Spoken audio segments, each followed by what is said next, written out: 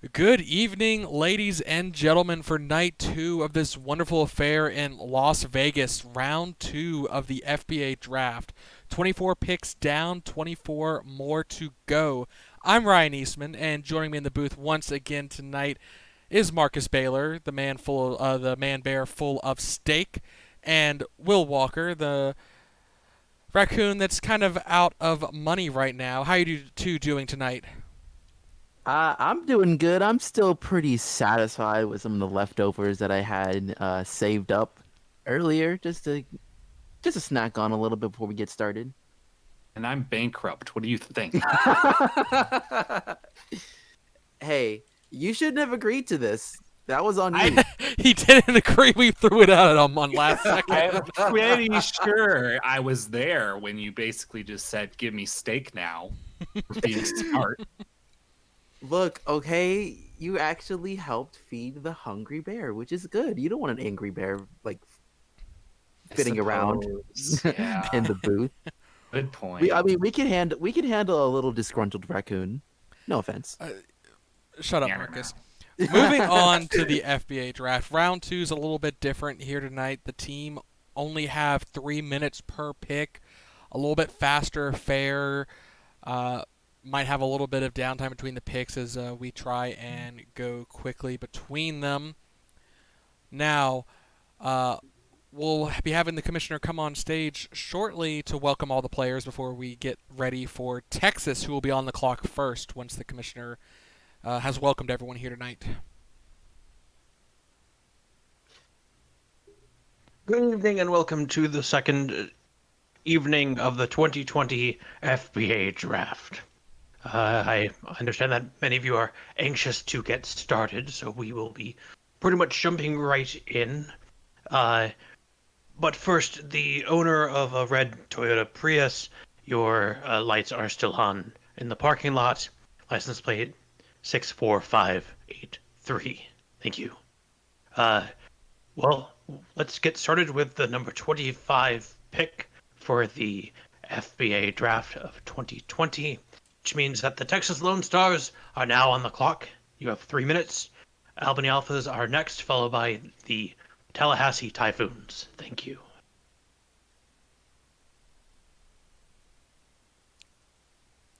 Well, here we are at the first pick of the second round. We had all but one top 24 go last night. Yeah. When do you kind of feel like that we might see Austin Wilson get taken off the board here?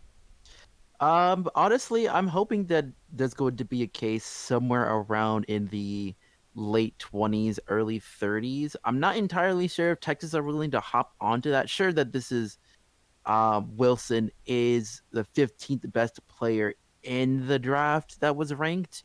However, I do think that the big really concern is, do they really need that many? They already have a couple of offers um in free agency with the rumors of being very guard heavy. We were trying to bring in Marcus Knight and actually returning Francois Martineau into the fray.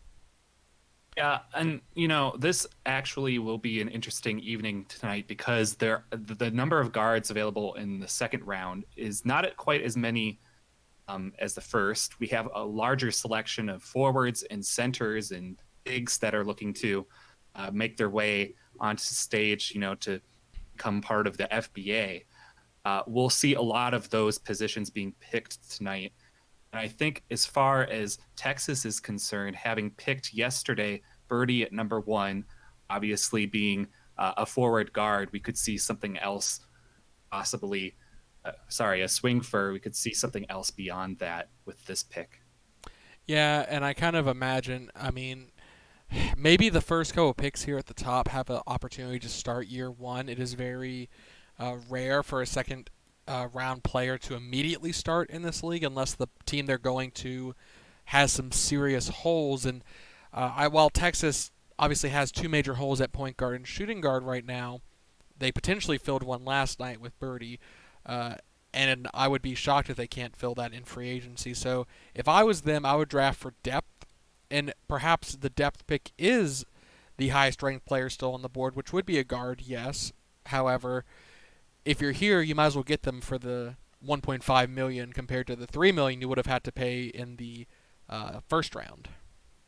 Yeah, that's one of the big things when it happens for the teams is concerned is if a 20 if a top 24 player does end up getting falling into the second round, they get a lot of value with not having to pay as much money compared to the players that are in round one.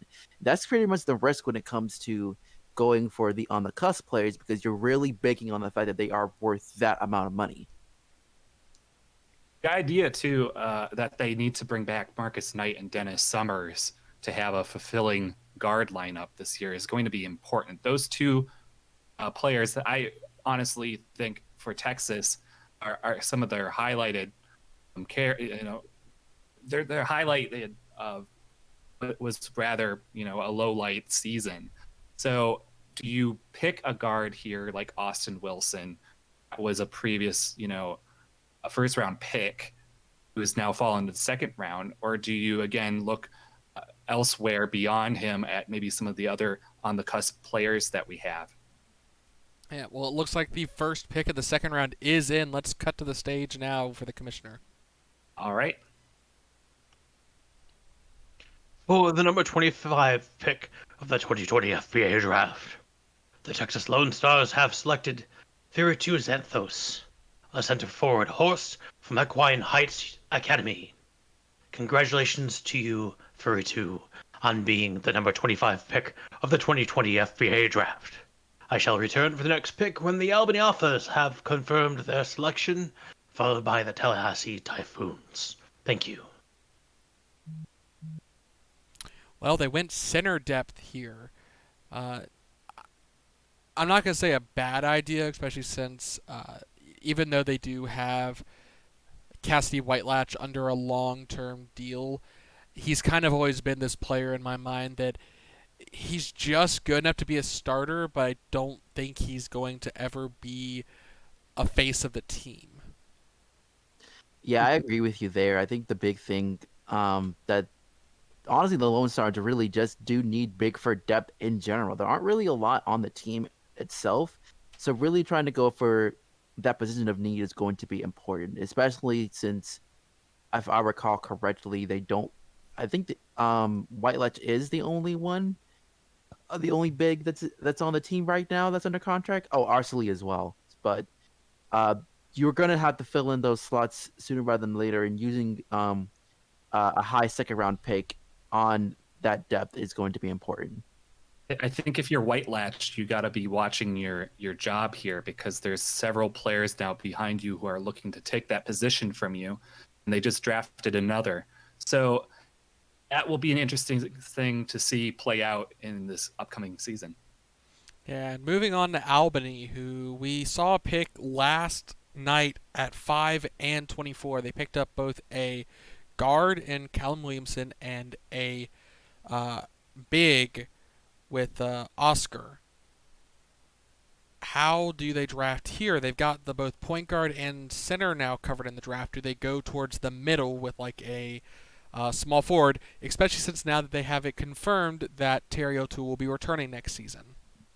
I think they do. I think there are, again, we have a couple different options here for the Albany Alphas. They have the ability to look at somebody like Janine Henderson, who's on the cusp was considered a top 24 candidate. They also have Pejin Lin, who we haven't talked about a whole lot. Both would be adequate forwards for forward depth for this team. It's obviously kind of hard to have to pick 3 times in the first 25 or so picks, but if you're looking at a situation now where O'Toole is confirmed he's coming back, which is the case, and that's what I think Albany will do here. And honestly, with Albany, that's definitely a good problem to have, having a chance to pick 3 players in the top 26 picks is really good. It's really good to have because you can have a chance to develop the depth that you really need, and also fill in some very important positions as well. Yeah, they also signed Cassius Watterson, so that's another center that they've added in free agency. I'd be surprised if they went with a additional center here after picking up one at 24 and now one in free agency. I mean, perhaps if they really want a battle for that starting role, perhaps they do go a third center here with the on the cusp players definitely having quite a few centers still available to them. I mean, They obviously. picked at 24, I believe it was the St. Bernard. So the idea here could be that they just pick another player at that position and they see who wins out that battle. Mhm. I mean, I've seen teams do that before. Yeah, I could see Woodbury or something, another center, Right. 7'5" Beaver coming in to challenge for the role. So I think Albany's options are wider than we expect. I just don't really see here where a guard would make sense where it could have for Texas. Yeah. And I believe the pick is in. Let's head to the stage now. For the number 26 pick of the 2020 FBA Draft, the Albany Alphas have selected Janine Henderson, a forward cougar from Atlanta Technical University. Congratulations to you, Janine, on being this number 26 pick of the 2020 FBA Draft. I will return for the next pick when the Tallahassee Typhoons have confirmed their selection, followed by the Alaska Arctics. Thank you. Well, they did go middle of the board with a forward. You mentioned Janine Henderson, and there she is. Here's my point. Look, no one had a. Look, We didn't have a think mock draft. Okay, I think that we didn't bother with round 2 because considering how Oh, because the steak has already been eaten. Huh? Yes, yes. hey, So it I doesn't mean, count anymore, huh? No, it doesn't. okay, you can get a moral point if Yeah, that there makes we you go. feel any better. A moral I don't point. know. Look, I'll buy you a shot later, okay? All right. But I think good pick. Again, they need some depth, and getting a on the cusp player here is obviously really good.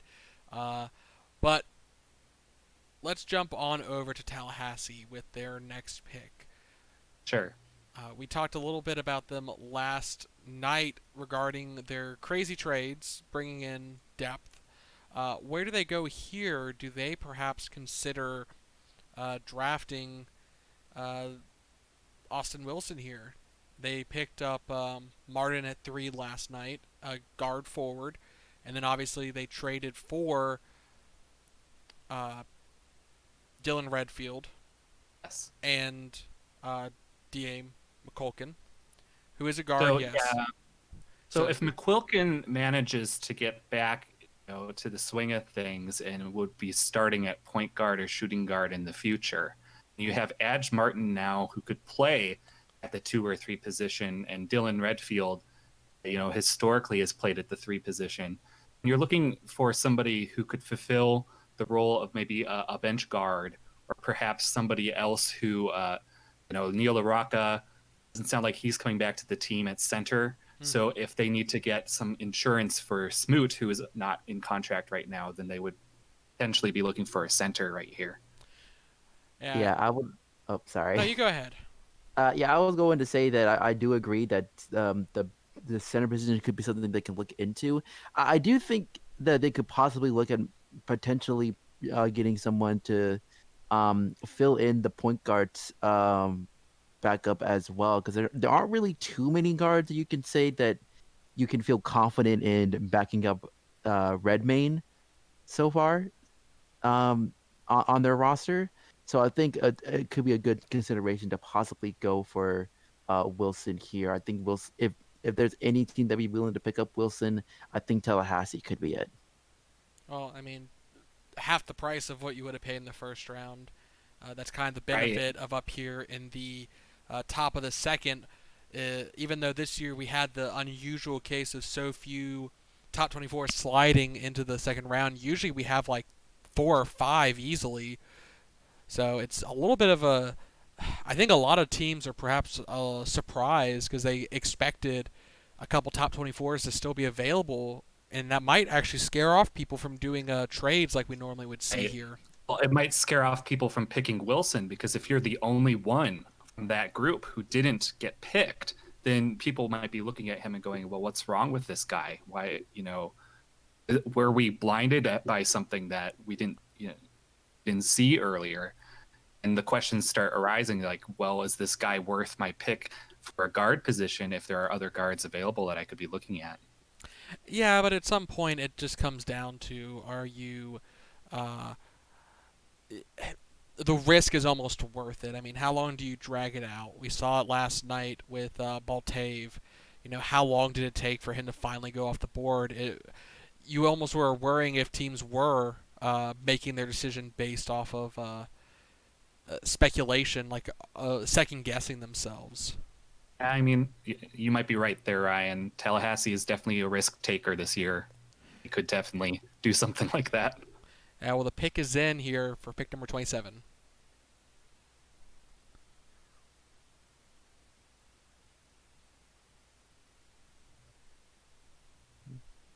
Seventh pick of the 2020 FBA Draft. The Tallahassee Typhoons have selected Dominique Williams, a forward Puma from Thunder Bay Predator College. Congratulations to you, Dominique, on being the number 27 pick of the 2020 FBA Draft. I shall return after the Alaska Arctics have confirmed their selection, followed by the Montana Howlers. Thank you. Well, they didn't go guard at all. They decided to go instead with a forward here, perhaps looking for a little bit of depth behind Redfield, perhaps to learn from. Because I always wonder with Redfield, how many more years does he have left at the top of his game?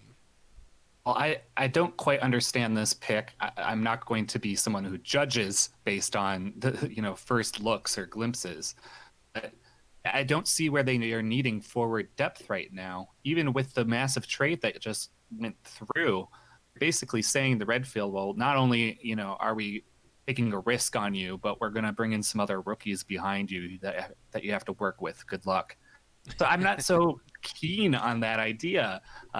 If you're looking for somebody who maybe is just the best available player and you've been talking with Dominique for weeks on end, then maybe I could understand it. But I don't necessarily agree with this one. That's a -1 to your moral points now. I know. It's always a risk to speak your mind. I know. I mean, again, they obviously already picked up another forward guard with Martin earlier, and it wouldn't surprise me if they want to fill their backfield with some younger players and see if maybe they can see what rises to the surface here. I'm a little surprised they didn't go guard, but at the same time, we haven't seen too much on their free agency front. They might actually be plotting something to go after a guard like Dennis Summers or maybe some of the others that are floating out there still. So maybe there's something still in the background that we don't really fully know about yet. But let's talk about Alaska. Last night, obviously, they did not have a pick. They traded out of the first round for Sarah. I had originally said Safira Kelly would have gone to them, but perhaps do you think here they pick a guard to start looking towards the future, or even just to provide some backup, even though they did just re-sign Lady Black to a 1-year, $3 million deal? Honestly, I think that considering that this has a feeling that they're willing to try and win now and not really deal with any sort of slow rebuild. So really going for another guard here may not be feasible because, as you said, they brought in Sarah. They just signed Black for depth purposes. I think right now what they're probably going to be looking into is probably getting some more depth, some more quality depth around in the forward position more so than the guard position. So I wouldn't be surprised if they decided to go guard here. Forward here. Don't have a great grasp on the current situation in Alaska, other than again, with Sarah returning, they're fulfilled at guard, and I think you just hinted at that. So, I think still see Paige and Lina on the board. There are plenty of forwards down the board as well as bigs. I think they could pick up somebody at the big or forward position that could fill in when necessary from the bench, or perhaps just building your reserve stock. We get to that point now where we want people to learn from players who are leading rather than jumping in right from the gate. Yeah, these players often they're thought of as uh, work project players. Players that you're not expecting to start within a year even, but uh, you always have to wonder what teams are thinking long term. And I think I see the commissioner heading to the stage now. For the number 28 pick of the 2020 FBA Draft, the Alaska Arctics have selected Briarcliff Poorjohn, a forward bobcat from Atlanta Felidae University. Congratulations to you, Briarcliff, on being the number 28 pick of the 2020 FBA Draft. Next up will be the Montana Howlers, followed by the Arizona Whips. Thank you. And before we break down this pick, I want to invite in Donovan Ritter, works with FSPN/The Hoop.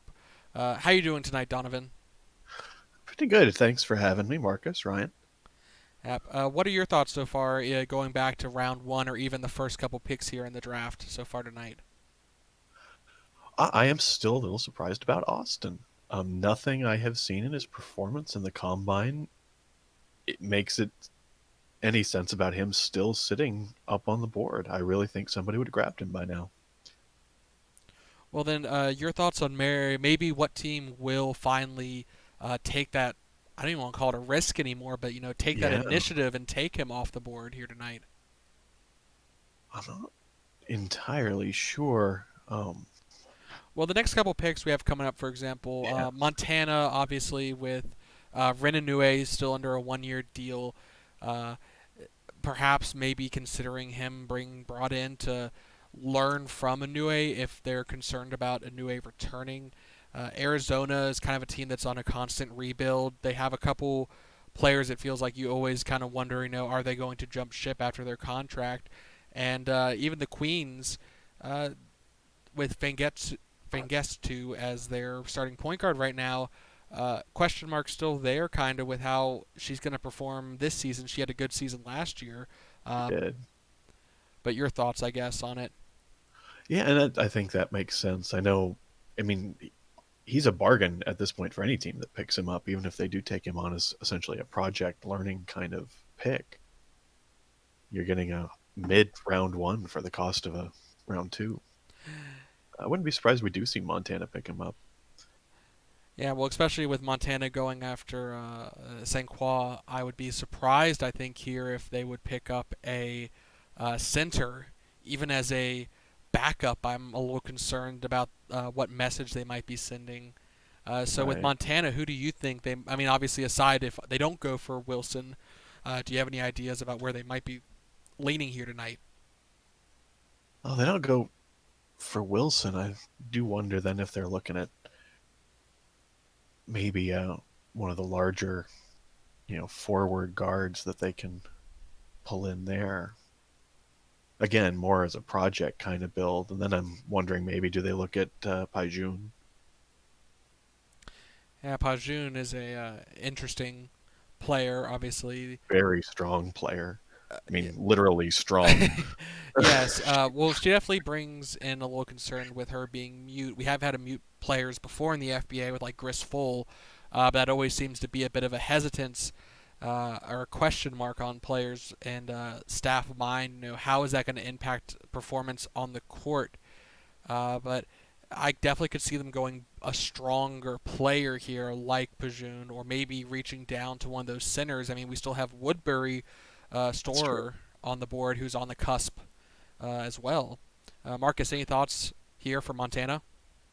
I think the big thing for Montana, really, since they already brought in Tyreek Murphy as a potential guard to possibly be that answer for the case that Rent anyway may be heading out the door after this year, I wouldn't be surprised if they decided to go for a little bit more the more forward depth. Yes, even though they do have um they are going for Regulus Lewinthal, and it's a question of whether or not they're interested in bringing Albert John Middendorf back. I do think that possibly getting trying to continue having that strong forward depth that they're really known for will possibly continue here as they potentially move on from a player or two. Yeah. Speaking of which, I think I see the commissioner heading on stage now. 29 pick of the 2020 FBA Draft, the Montana Howlers have selected Rodney Blackburn, a center forward Timberwolf from North Carolina Wolfpack University. Congratulations to you, Rodney, on being the 29th pick of the 2020 FBA Draft. I shall return once the Arizona Whips have confirmed their selection, followed by the Queen's Pride. Thank you.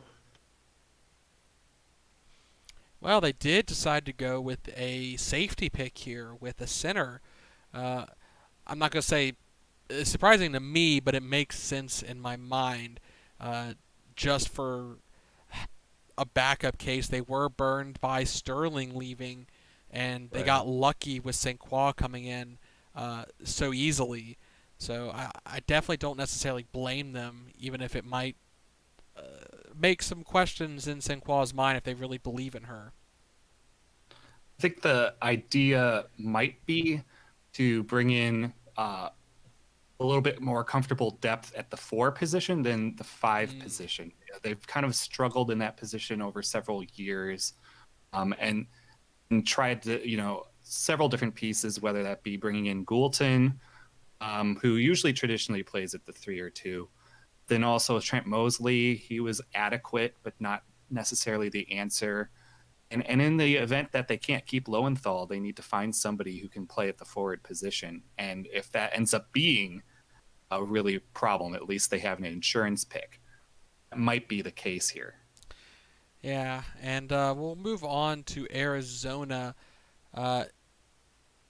We kind of covered them a bit earlier last night as well. They're obviously always kind of looking for the future in terms of rebuilding. They've struggled to find long-term players aside from like Morgan McCarthy, for example.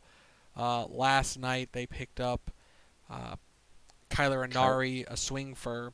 Are there any players, I would imagine they might lean towards the forward side, like a power forward. Are there any players on the board that you have an eye on, Donovan? Oh, let me think here. Well, you mentioned Lynn is one. I do. I mean, I think, I was especially thinking about Montana, knowing that I think they kind of value building a family, and that issue with Paijun's muteness might be easier resolved if you have a few years to work with a player. With the rapid turnover that the Whips seem to have, I'm not sure that's as good a choice for them. Fair. So then I'm thinking there's Magni Dunbrock, who we haven't talked a whole lot about. Yeah, actually interesting to bring her up because she's the sibling of, I think he is the sibling of Barnaby Dunbrock, who is currently signed as a center to the Montana Howlers. So Montana actually passing up Dunbrock in this pick. Yeah. We talked about further, but we got to move on, I guess, to the next pick here. And yeah, I mean, I would be looking at power forward position here as well, which then means Austin Wilson's going to continue to slip, which is quickly becoming the story of the draft here. That's a rough night. Yeah, and I think for me, possibly Corey Dondridge, if we want to go for that route of going for big for depth. Dunbrock. Dunbrock, sorry. Gosh, Marcus. I was going to bring up. Well, it says I'm talking about Corey Dondridge, is what it says. So. Oh, okay. You're talking about Connor. Yeah, that's Dondridge, yeah, not Dunbrock. Dandridge here makes sense to me. I think he's a solid Tiger player from China, actually, originally, but played for UFLA and has quite a bit of size to him. So he could fill in what it's traditionally an undersized team in Arizona.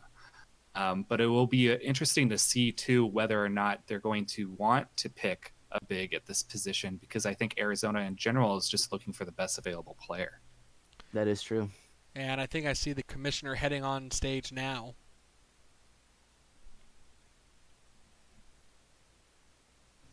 For the 30th pick of the 2020 FBA Draft, the Arizona Whips have selected Woodbury Storer, a center beaver from Underwood College.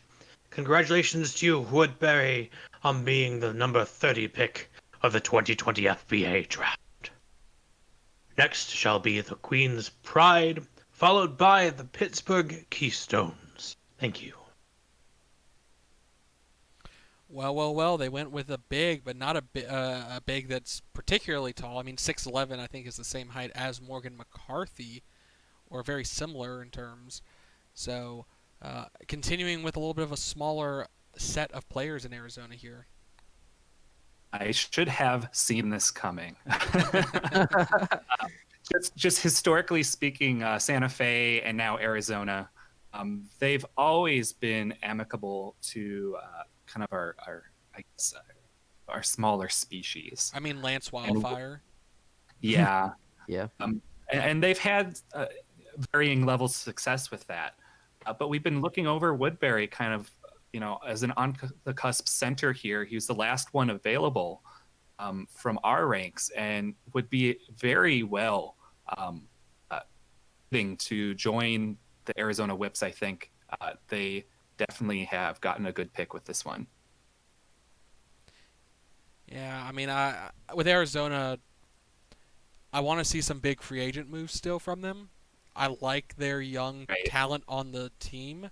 They just need to find a star to go along with McCarthy, because it really is all in McCarthy and their rookies essentially on that team.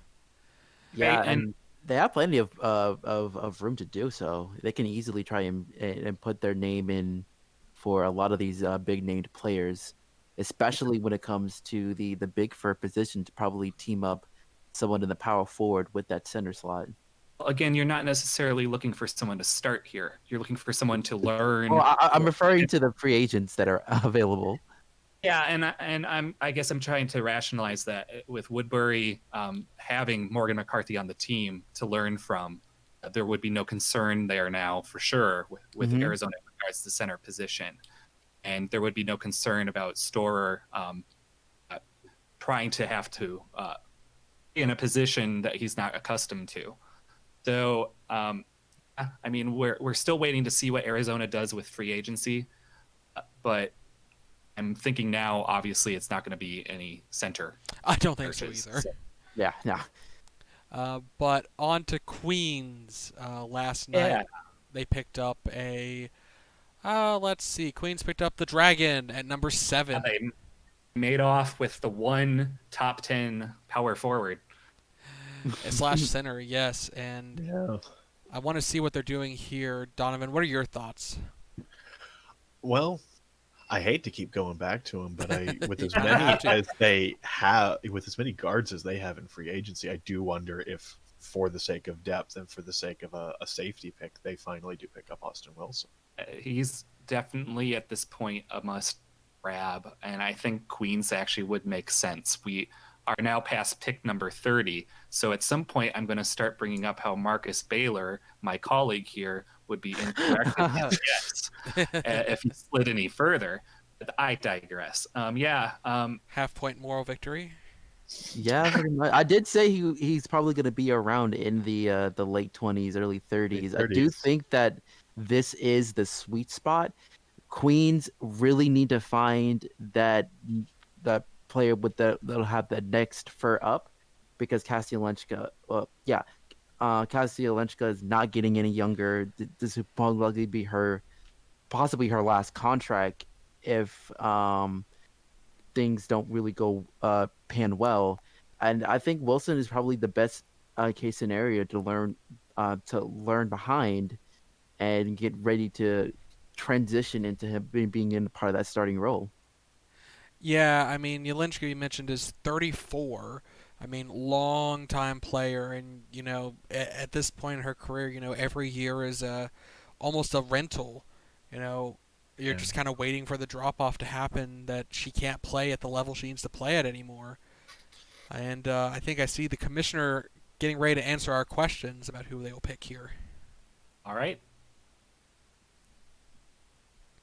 For the number 31 pick of the 2020 FBA Draft, the Queen's Pride have selected Austin Wilson, a guard red velociraptor from UFLA.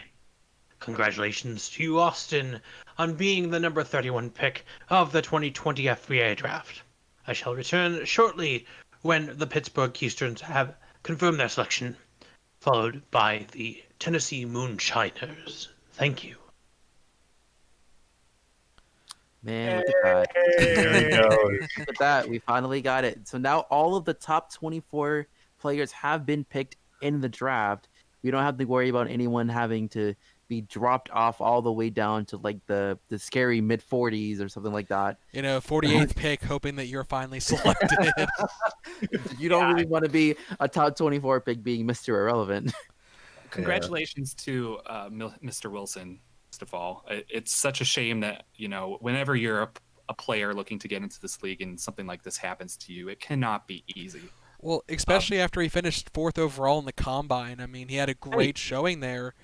Just bad luck in terms of the makeup of the draft and where teams had the needs. I'm not necessarily going to think it's luck. Donovan, do you have any ideas, to... you've already expressed that you think he slid much further than he should have. I do. I think it does go back to largely what we've said. This year's class, even more, I think, so than often is the case, is exceptionally guard heavy, where the needs of the league were primarily in the forwards and center positions. Right. So it was the wrong time to be a good guard. Well, I will say that this could be an opportunity for him to use this as a sense of motivation, being able to prove that he is a lot better than what he was selected, which was the 31st overall in this year's draft. And what better way to prove it than to learn under the rankings of Yolenchka, and when she eventually moves on, you get to pick up and just pretty much just go into an explosion of showing how well you can be as a player. So even though that it's unfortunate of what happened, you could definitely use this as an opportunity to motivate yourself and really try to prove that you are one of the best players in that entire draft class. I know we need to get to Pittsburgh in a second, but the idea here now that they drafted Kukinos in the first round and they've picked up Austin Wilson here in the second round, Queen's Pride might be the winners overall in this year's draft with those two picks. Oh, Saying certainly. that right now. In terms of the value, at least from what we had predicted and why we ranked Austin so high, they definitely came away with the most value so far. The only other one I could argue would maybe be Albany having so many two first rounders and a top second rounder. But like you said, let's dive into Pittsburgh. They picked up a forward, reached down to number 14 ranked Damian Myers last night. Where do they go here? Do you think they go guard or perhaps try and fill that lack of center depth they currently have because all their centers are in free agency? Well, given the makeup, I think they might go a center on this one just to start. It's such a scary position to be in, to have no returning centers for certain. And now with Woodbury no longer on the board, that was the last center on the cusp. So is there a center that you maybe have in mind from the list of that are available still?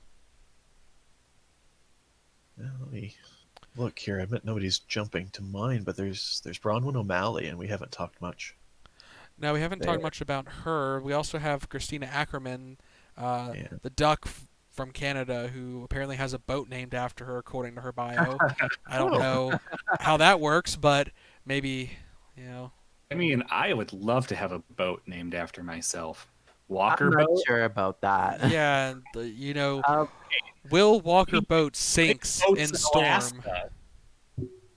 Well, I would say for me, I think Bronwyn O'Malley could be a possible option as well, because as we alluded to, that this team does need more defensive help, and I think that he is pretty much. Oh, she. Sorry, excuse me. She does very well when it comes to the rebounding perspective, and I think that could be a possibility to use for that. I was going to quick mention the other Irish heritage player we have, which is Martin O'Connor. Another flexible big fur is still on the board. Now it's a little bit further down of a reach than say some of the other forwards that are available. But if you need somebody who can be a transitional player, another possibility right now. And I think I see the commissioner heading to the stage now with that selection. For the 32 pick of the 2020 FBA Draft, the Pittsburgh Keystones have selected Chandrea Simpson, a shooting guard, small forward gazelle from FUSC. Congratulations to you, Chandrea, on being the number 32 pick of the 2020 FBA Draft. I will return for the next pick when the Tennessee Moonshiners have confirmed their selection, followed by the Huntsville Mayors. Thank you. Well, we missed that one entirely. I think it they happens must. often, Donovan. It does. You'll learn that. I think maybe they have a lot of confidence in their free agency, and that is why they weren't too worried here. We'll see if that comes back to bite them in the butt later, though. If one of those players they're going after decides not to follow the plan, they could find themselves lacking at the center position. Yep, and also looking into the possibility of their guard depth overall. There really aren't a lot of guards that are signed so far. I think the only one that I see is Terrence Tolliver, and of course we have Tyrell Gale and Ulysses looking to start for them. But outside of Terrence, I don't really see a lot of guards that are signed for this team. So it could possibly be one of those opportunities to help fill out that depth as well as they need to. Speculate a little bit about passing up maybe like Cam Highcock or Guillaume Fortier this pick. But it's around that time where things start to get a little bit crazy on the board anyway. Yeah. Chandrea Simpson, I did expect her to get picked today. Maybe this was a little bit earlier than expected, but I do think that she'll find her footing in Pittsburgh. And there are, again, Tolliver has been around for a long time, and Thatcher is departing. So I do think at some point they did need to pick a guard. Yeah, moving on to Tennessee, who's on the clock right now. They picked up. You know what? You say it because I never get it right. Walker. He goes by Ferdinand Aldrich if you want to make it simpler. Jean-Ferdinand Giraud-Curie, I think, but he goes by Aldrich. Yeah, one of the 6 names. So they have potentially found their point guard of the future. This is a team, much like Williamsburg, who always seems to have great depth. So at this point, I always feel like every pick they pick is intended to be a depth pick and to develop them over their couple years to make it so that they could potentially be a starter. So I don't even really see where they need anything at this point. I'd almost say best available myself. I think so. I think they could go with another guard here. We mentioned Highcock and Fortier. I'll say it again. And then if they wanted to pick with a forward, we have Pejin Lin. We also have Beatrice Warrior available a little bit further down the board. I haven't mentioned her yet today. Yeah, sister of Virgo Warrior. Well, I think Huntsville is going to be one to keep an eye on with that because of the fact that Warrior is on Huntsville already. And she isn't. When you're across the state line, you pick the player from the other team to make them jealous and then give you what you Oh need. my goodness. I mean, you can, get the rivalry going, but the relative, obviously, the familial relationship, I think, speaks to some level of chemistry, but also not just that. She is a bit of a gamble with her being 29, but she has somewhat proven herself in the FAFL, at least as an athlete. I don't know how well that will transition over to the FBA, but we'll just have to see if what team decides to go with her. And I think Huntsville might be the team to do it, considering the familial relationship.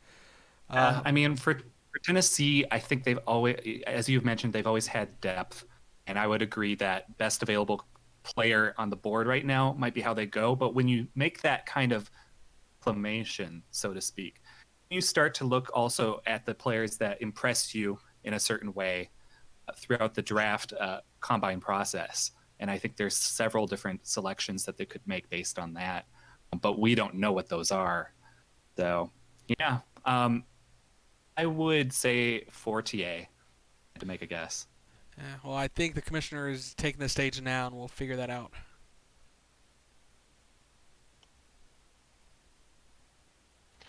For the number 33 pick of the 2020 FBA Draft, the Tennessee Moonshiners have selected Ray Lynn Turnberry, a center elephant from Atlanta Philadelphia University.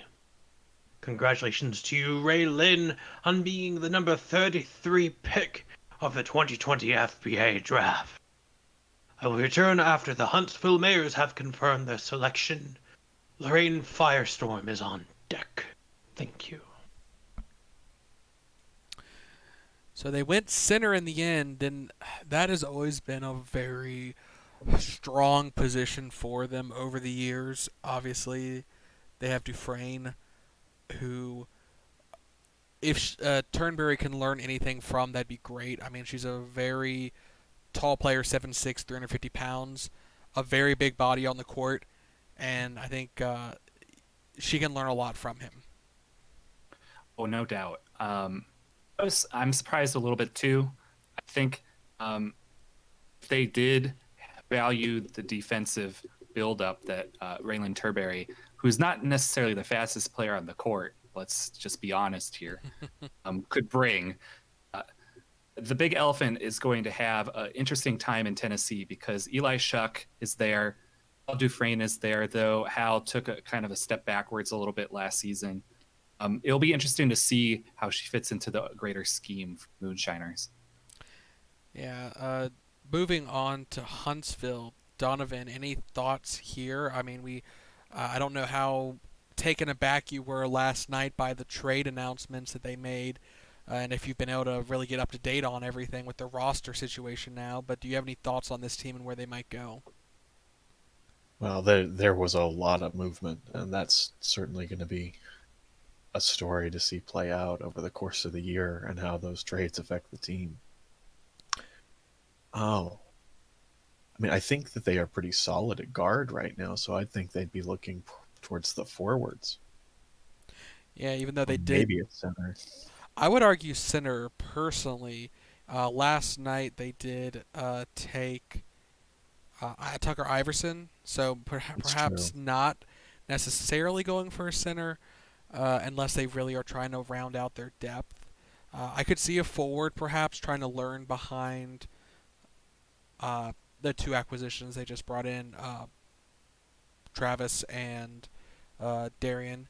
So they could potentially look there. So if that's the case, I mean, do you have a maybe Lynn here? You still have that on the cusp by June if people are willing to take on the possible struggles you're going to have with the language barrier. Or then there's Magni Dunbrock that we talked about before, Mackenzie Sharp that could be getting picked up, or Dylan Schock, who I don't think we've really talked much about. Well, it becomes kind of hard to talk about all 61 of them by the end of It's it. true. I mean, we only have 48 picks, thankfully. Keeping this up this whole time. Oh yeah, it can get a little daunting, especially as we start getting to the 40th picks, and we're like, okay, who are these players again? It's been like 6 hours. I mentioned the Warrior. You did. You did. And do you think? I mean, let's just talk briefly for a moment about what kind of dynamic is caused when you draft or you pick up the sibling of another player that's already on the team that cause inner conflict with the team. I mean, if the relationship is bad, yes. I mean, we've seen it work out. I mean, Marcus, did you love playing with your brother, or did you hate playing with your brother? Yeah, I think we had a good time playing with each other for the years that we've had in our careers. And you can definitely see the same thing with your Cayuse as well. That I'm sure they've played. They enjoyed playing with one another in Alaska right now. So it really just does depend on how strong of a relationship that you have with your sibling, and that's kind of what the big question is. Do you trust that? Since they have played each other in the past before, do you think that that will be enough to really be worth that pick? And I would have said something sooner, but we get to these points too where does the GM of a team make this kind of call to satisfy the request of one of their players for long-term success? Gets a little bit risky, and it's a big. I know I asked a big question, but I just know, like from Marcus, your experience, we also have the Dunphy sisters who are in the league right now, playing with each other on the same team. So yeah, it's quite an interesting conversation. I didn't mean to derail anything. Well, I think the pick is in. We'll just see if they go that route here. All right. For the number 34 pick of the 2020 FBA Draft, the Huntsville Mares have selected Barbara Weiser, a guard beagle from Winchester University. Congratulations to you, Barbara, on becoming the 34th pick of the 2020 FBA Draft. I will return for the next pick when the Lorraine Firestorm have confirmed with me their selection, followed by the Tallahassee Typhoons. Thank you. Well, they went guard here, and I guess perhaps it makes sense considering they traded away McCulkin. If they are looking for a backup player behind Fash and Brown, someone to learn kind of behind there. I mean, obviously, I think there's plenty of talented guards in the pool, but we hadn't really mentioned Barber yet here. It's true.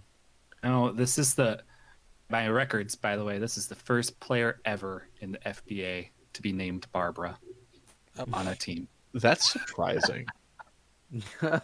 Well, I don't know why I have these records in front of me, but that's literally the only thing we have on Barbara right now. is the Barbara and the fact that part of the 2019 FCA championship Yes, team. that is true. From Winchester U, and that actually, makes a good point. You're on a winning team like that, you are going to be at the front of people's attention. And I believe probably that it must have made a huge impact on Huntsville in picking this pick. I don't have much else to say other than, again, we've seen a lot of shifting in the last day or two at the guard position for Huntsville. And so maybe they needed to just build some insurance here at this position. But I think by picking somebody who's from a championship team, that's not a terrible decision either. Well, question: do you think the fact that Barbara waited a year before coming into the FBA may have reduced her stock? After winning an FCA championship, she could have possibly jumped to the FBA and been a first rounder. I mean, that's possible, but then all the more reason for Huntsville to look at this player beyond what we traditionally say is if you're going to wait to a fifth year even, or if you're going to wait until you've at least had a year or two in college, then you're risking your stock, so to speak, how players are going to or teams are going to look at you. In Barbara's case, it wasn't necessarily that she was doing a fifth year, but we did option that idea to stay longer. I don't necessarily buy into that completely. I guess that's what I'm saying. Okay. Well, moving on to Lorraine here. They picked up Tonpo with their pick last night. Thoughts on where they might go here? Obviously, they just learned that Andrew McDonald Rainbow has signed with Bangor, so perhaps they go guard here with the knowledge of that loss in free agency? I think so, because they've got a lot of other guards that are still in free agency, and I'm sure they're starting to feel a little nervous about that. I'd think probably Fortier. Would have said I would have said Fortier too. Have the other guard on the cusp is Cam Highcock. We have Paige Lynn. I almost want to say that for the sake of Lorraine, who again we just learned, I call him MCR, and Mickey DR, something like that. We got to get a nickname for that guy. He's not coming back, so for the sake of the Firestorm, do you try to solve that problem through free agency, or do you expect because Mason Lowe also signed a contract, so he's coming back. Yeah. We could also talk about the forward position and having somebody train underneath Riga. players like Riga. Yeah, so I could see that route being taken here as well, despite the fact that they drafted a small forward. Always have that opportunity to bring in another rookie. Do you think they maybe try and go the bird route with Christina Ackerman, the center, potentially to try learning alongside Edwin? Well, I'm not necessarily sure who you're referring to with Edwin. Edwin Griga. Tyreek Ken. Well, yeah, Edwin. Well, he typically plays forward. He does, but I So- mean, still learning alongside him. Right. Yeah, I could see that. I could see. Well, I don't have a whole lot of advice for Lorraine here, but I would have. I would expect still that they'd be picking a guard or forward here. I don't think they need more center depth. Oh, I think I see Commissioner Livingston heading to the stage now. All right. For the number 35 pick of the 2020 FBA Draft, the Lorraine Firestorm have selected Cam Hickok, a shooting guard Mako Shark from South Carolina Coastal University. Congratulations to you, Cam, on being the number 35 pick of the 2020 FBA Draft. I will return for the next pick when the Tallahassee Typhoons have confirmed their selection. The Winnipeg Voyagers are on deck. Thank you. Okay, I'll give you another moral point. Yeah. Well, you got it right. Cool. They did go guard, tall guard at that. Very tall guard. So Cam Hickok is an on-the-cusp player, and I don't know necessarily right offhand how well she performed, or he performed at the at Combine. This kid has gone through a lot, and I think for the most part, he needed to find somewhere where he could land for a bit and learn from some other players, which doesn't necessarily sound like Lorraine to me. At the same time, too, I think, we talk about on the cusp players and what makes them on the cusp. It means they showed the potential to be towards the top here, and really any team that looks at some of these players and takes a risk on them knows what they're getting into. I would say, for the sake of Cam, that he will be going to a very solid place in Lorraine. Yeah. And looking back, it looks like Hickok came in 21st at the Combine. So All right, so good there you go. performance there. Number and the 35. top performer in the standing vertical jump. yeah, I mean, athletic, but not having the full set of skills you'd like to see transition right into the FBA. But jumping back to Tallahassee, who is back on the board here, they had a pick not too long ago. This was LVG's pick prior, before trading it to Tallahassee. Tallahassee picked up Dominique Williams. Where do you think they go here, Donovan? Well, they did pick up Adge Martin last night. It's their big pick. So I think they can go a lot of different directions. They have a lot of openings, and almost anywhere they go is going to benefit them to help flesh out their depth. I'm going to say Guillaume Fortier here, which, again, he's a guard, and that's already a position that they filled in the draft so far. But I don't think we were looking necessarily at Dominique Williams either. And for what it's worth, my brain can't think back far enough to remember what we suggested. I think we suggested for Tallahassee Sinner, due to the fact that Smoot is a free agent. And now it's coming back to me. So yeah, have you had your coffee yet? Someone Couldn't afford must it. have done something to my. You know what? Mr. Eastman. We're talking after this. Oh my gosh. I hope we're still talking after this. Okay. So in that case, have a few centers still looking for a home. We have Christina Ackerman, which we've mentioned several times. We have Darko Tuskaloski, who comes over from Europe to play and look for his Yeah. first opportunity in the FBA. We also have some big furs that could go here as well, in Imelda Mora and Martin O'Connor, who we've mentioned. Yeah, I still think they go center here. I agree. Even if it's just a safety pick, I mean, worst case scenario, you want to have someone on the roster if it comes down to it. If you swing and miss on your free agents, I mean, it'd be a lot of pressure to put on someone at this draft position, though, especially when you already have one rookie I'm already expecting to be a starter. I think I see the commissioner, though, taken to the stage now with the pick. All right.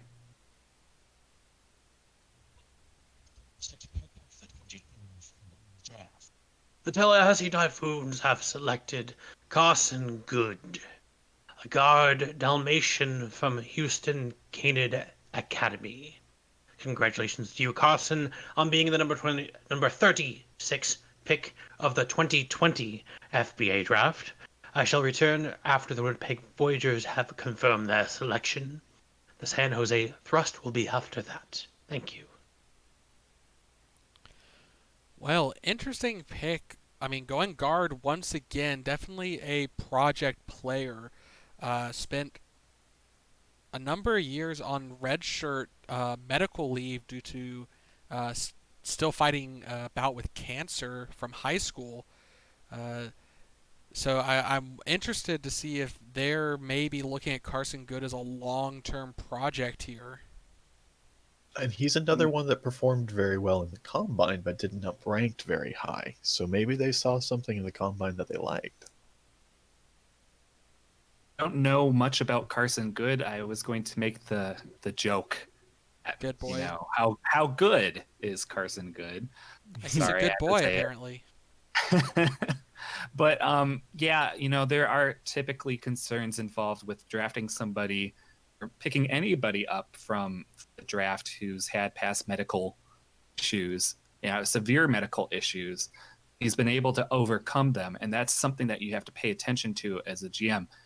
How much can you rebound from a big moment like that happening in your life, a young first life like that?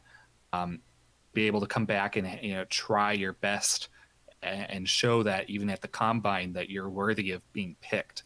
Tallahassee is traditionally very friendly to players that prove themselves in that way. So I think it's mostly what I didn't expect again with regards to the guard being picked up, but there are other intangibles that we weren't considering. There are. Yeah, I mean, it'd take a lot of mental fortitude to come back and still be willing to compete and the drive that goes along with that. But let's move on to Winnipeg. Marcus, any thoughts, any insight, the team that needs everything, where they will go here? Well, it's going to be interesting of what they decide to do here, since they do have Kasper Kusick. They have decided to select Baltov with the first round pick. I think right now they may have to look into possibly going into more of the bigs. Yes, they have offered to both Kevin, but of course it comes the question of whether or not they want to bring in Nikolai back, and whether or not he would be able to accept.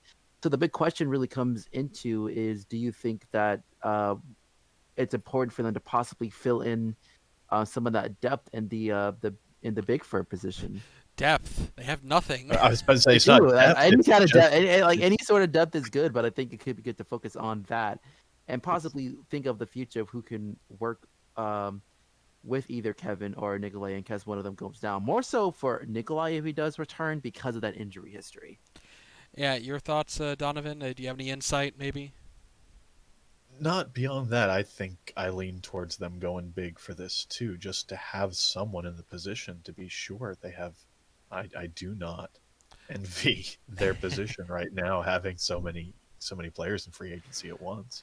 I wonder if they go Darko just because Ruben's a black bear and might appreciate having a black, another bear center on his team. But Well, obviously the two on the cusp players left. You have Fortier. Fortier and Lynn. Yeah, I mean, if we go with the route of forward, Lynn would make the most sense in terms of filling that depth potential needed.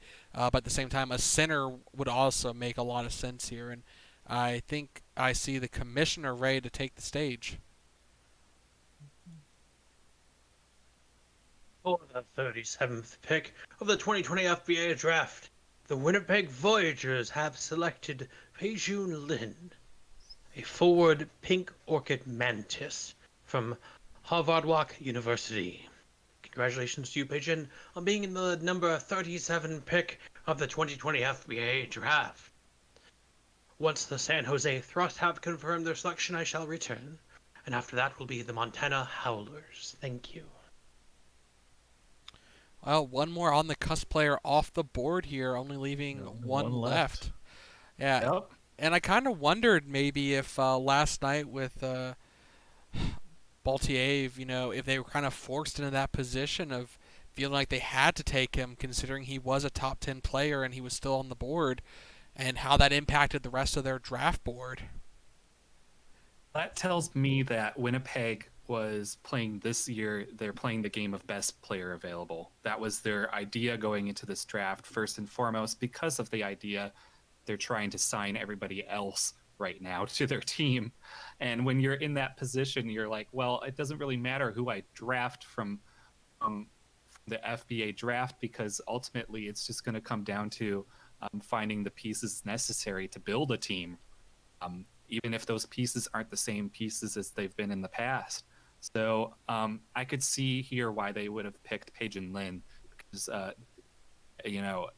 ideally there's a little bit of risk that we talked about with a moot player.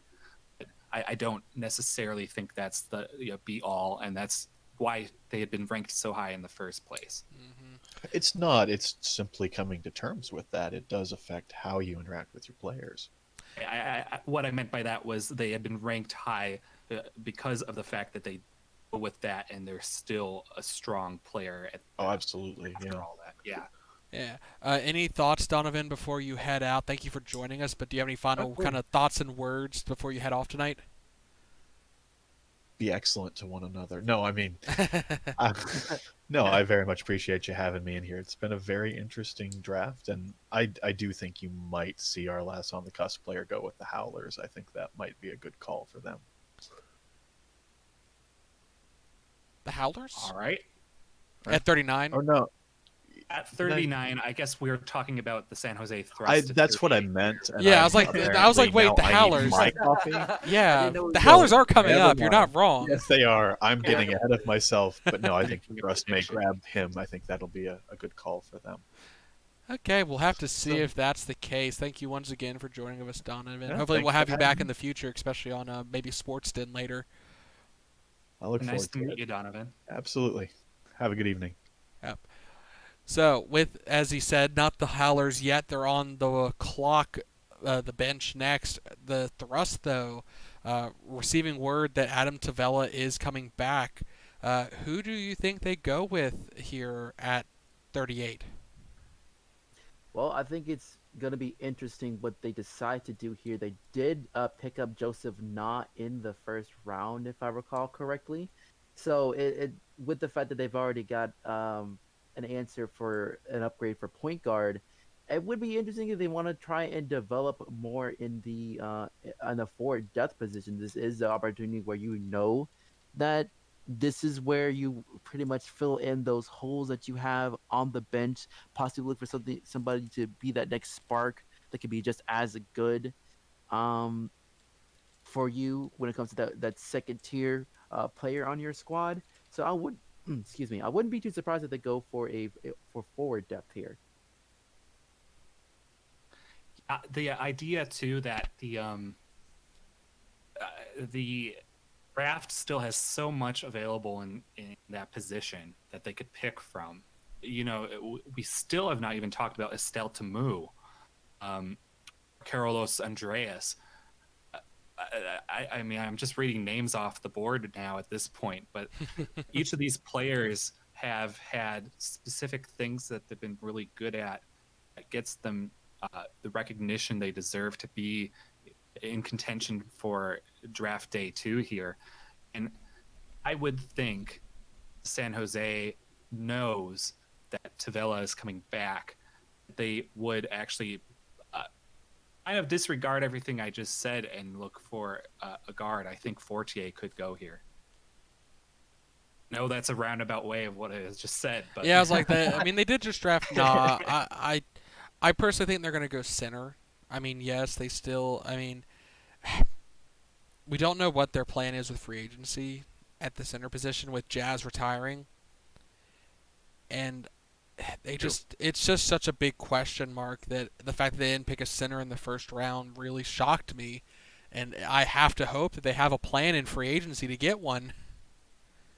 So are you thinking of somebody like O'Malley or Ackerman? I think they have to just for the safety. I mean, have someone that at least you know you have on the team, and that way, because they've been very quiet. I think my sources haven't even said anything to me about San Jose pursuing anyone. Have they to you, Marcus?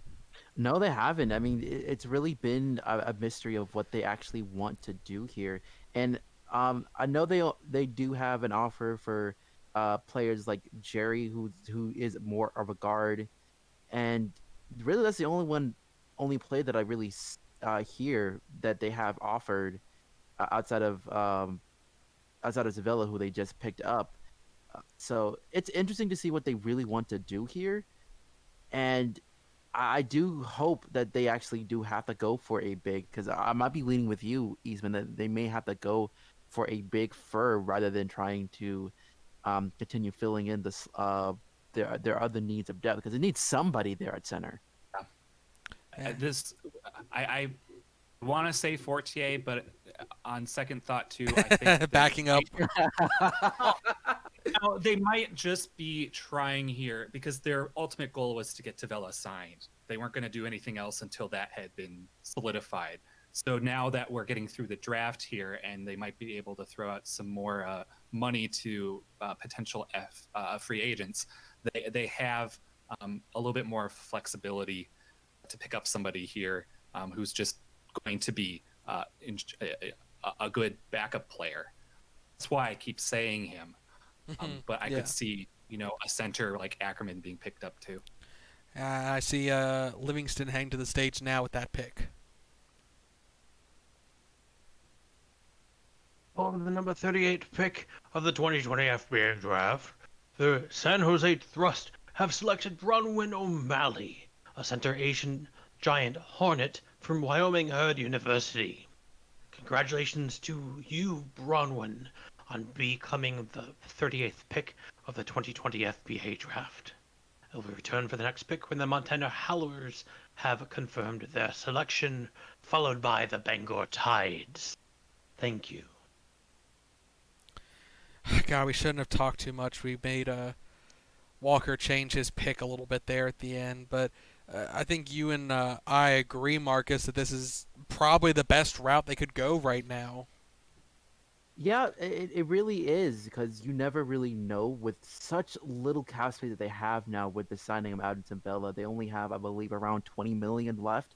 That's not too much to really get a player that will be at least an above average center for San Jose. So possibly getting someone to fill in and kind of being thrown to the wolves, which is not the most ideal thing you want if you're a Thrust fan. But it's better than having to probably throw someone like Dewitt, who, well, yes, can play the center position, but is more so known to be a power forward type player. Yeah, I think they could have gone with a big overall, but I think the fact that they are quite happy with DeWitt there at power forward, I don't think he's going anywhere anytime soon. It'd just be an injury concern that would maybe make you worried. But with the way the draft is going, I would be shocked if we have if there aren't undrafted bigs still available, because we have not seen a center fire sale like I normally would expect at this point. So Mhm. they could be looking there in the restricted free agency. But let's move on to Montana. That was kind of who Donovan was bringing up, potentially picking up the last guard on the cusp. Any thoughts there on Montana? I actually would like to have to agree with that one because simply the fact is that they do need the guard depth, especially with the rumors that we've heard yesterday. Uh, I believe that was by Scott of them perhaps wanting to move Inuit somewhere else. Now, whether or not that's going to happen remains to be seen. Is just the fact that even with that around, they need as much guard depth as possible, in my opinion. And so, having that opportunity to try and fill that here would be important. Yeah, I mean, I could definitely see them going guard. Obviously, last night they decided to go with Murphy, so they have at least level one in terms of a replacement. The question is, do they want a backup to that backup? Especially if they do move on from, like you said, if they move on from Inoue and they move Murphy up to the starting spot, does that mean that now they need to find a backup to Murphy? And, an on the cusp player could be a very good option for that here. Uh, I personally want to say, I mean, again, going back to what they just picked a little while ago, they picked up Rodney Blackburn, so they already picked a center. So I don't definitely feel like they need to pick another one here. We kind of recommended a forward back then, so Mal, I'm going to go ahead and say that they are going to pick up a forward. I'm just not sure which, considering how many there are still on the board. I mean, I'm going to go Dunbrock here, since Dunbrock is still on the board, and the fact they didn't pick him up earlier. Yeah, it's a possibility, and it really just comes to the notion of who do they think will best fit for the team, and Dombrock could certainly be the possibility to put in for this team, and it's just one of those wait and sees. And if they do decide to go for that route, it means that they are definitely all in on St. Croix coming back, because I do agree with you. If they decide to go for another center, you kind of worry about whether or not if Regan is going to return, because that's a lot of value in the drive that you're putting onto your team when it comes to the center slide. Yes, I think the pick is in. Let's go live to the stage now. For the 39th pick of the 2020 FBA Draft, the Montana Howlers have selected Guillaume Fortier, a guard Siamese rat from Université Canadienne de la Fond de Montreal. Congratulations to you, Guillaume, on becoming the number 39 pick of the 2020 FBA Draft. I will return for the next pick when Bangor Tides have confirmed their selection, followed by the Arizona Whips. Thank you. Welp, it's not Dunbrock. Passed up twice. They did decide to go with the best available, which is another guard, and you have to wonder now, does that really mean that they are going to look to move on from Inoue this season? Yeah, it seems to be one of those cases of what they really want to do here. Of course, it does remain to be seen. There hasn't really been a lot of talks when it comes to that outside of what we heard from Scott yesterday. But but once again, even with the fact that Inoue does return, I think it's still good to have, because they don't have a lot of guard depth outside of the three that we've mentioned. And now that they got another on the cusp player in Fortier, I think it could be a good spell for success, because really the main player that has been the main scoring option and really the main guard for this team has been Cresta Renstill. So getting her any kind of help it would be big for them. Not necessarily sure what is going on at the Howlers management station right now, because now they must have something like 10 different guards on their team, or the potential for that. um,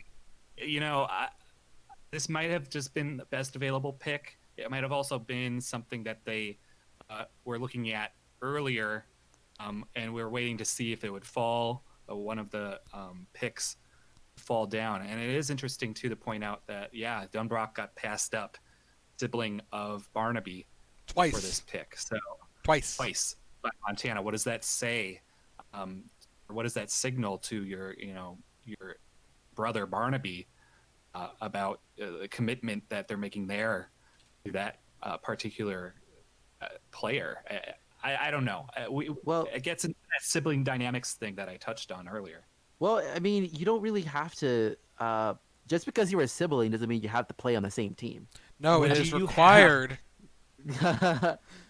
Would you have felt differently about Bobby had he been drafted somewhere else or had been traded elsewhere? Would you have still been as committed as you were to Alaska at that point?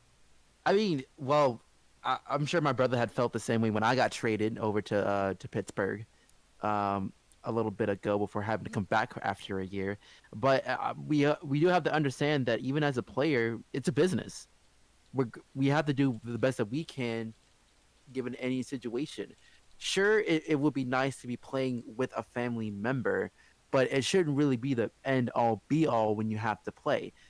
Because you want to be in the best position for yourself as well. You don't have to pretty much don't want to be living in the shadows like I have in my career, going into it. But it's just like this could give them an opportunity to really kind of bring in their own spotlight.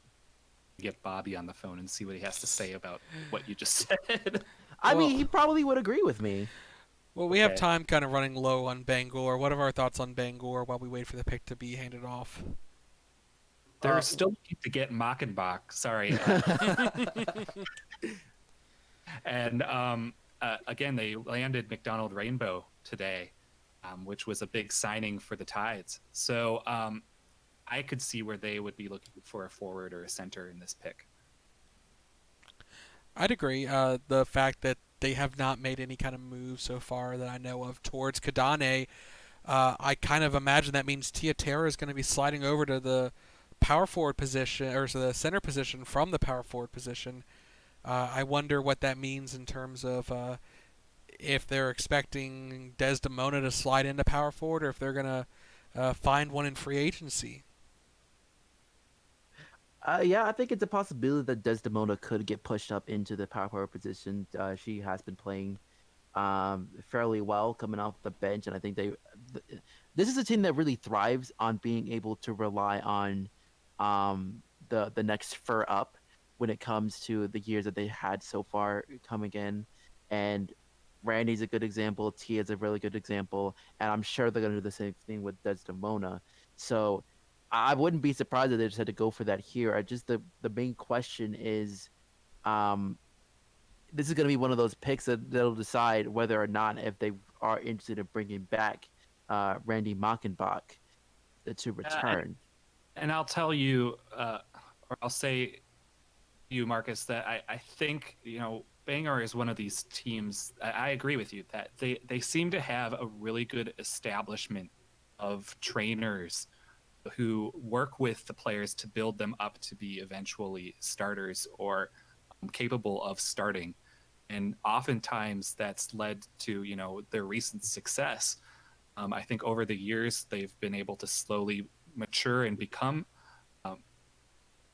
get to a point of that position. And with Iverson now, with the potential of Iverson coming back with some other free agency signings possible, it's interesting to see now what they're going to do because of the fact that I don't think they've offered Kadane a contract yet. Mm-hmm.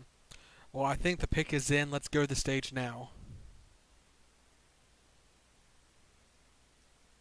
For the number 40 pick of the 2020 FBA Draft, the Bangor Tides have selected Estelle Tomo, a forward center mandrill from Ohio State Mammalian University. Congratulations to you, Estelle, on being the number 40 pick of the 2020 FBA Draft.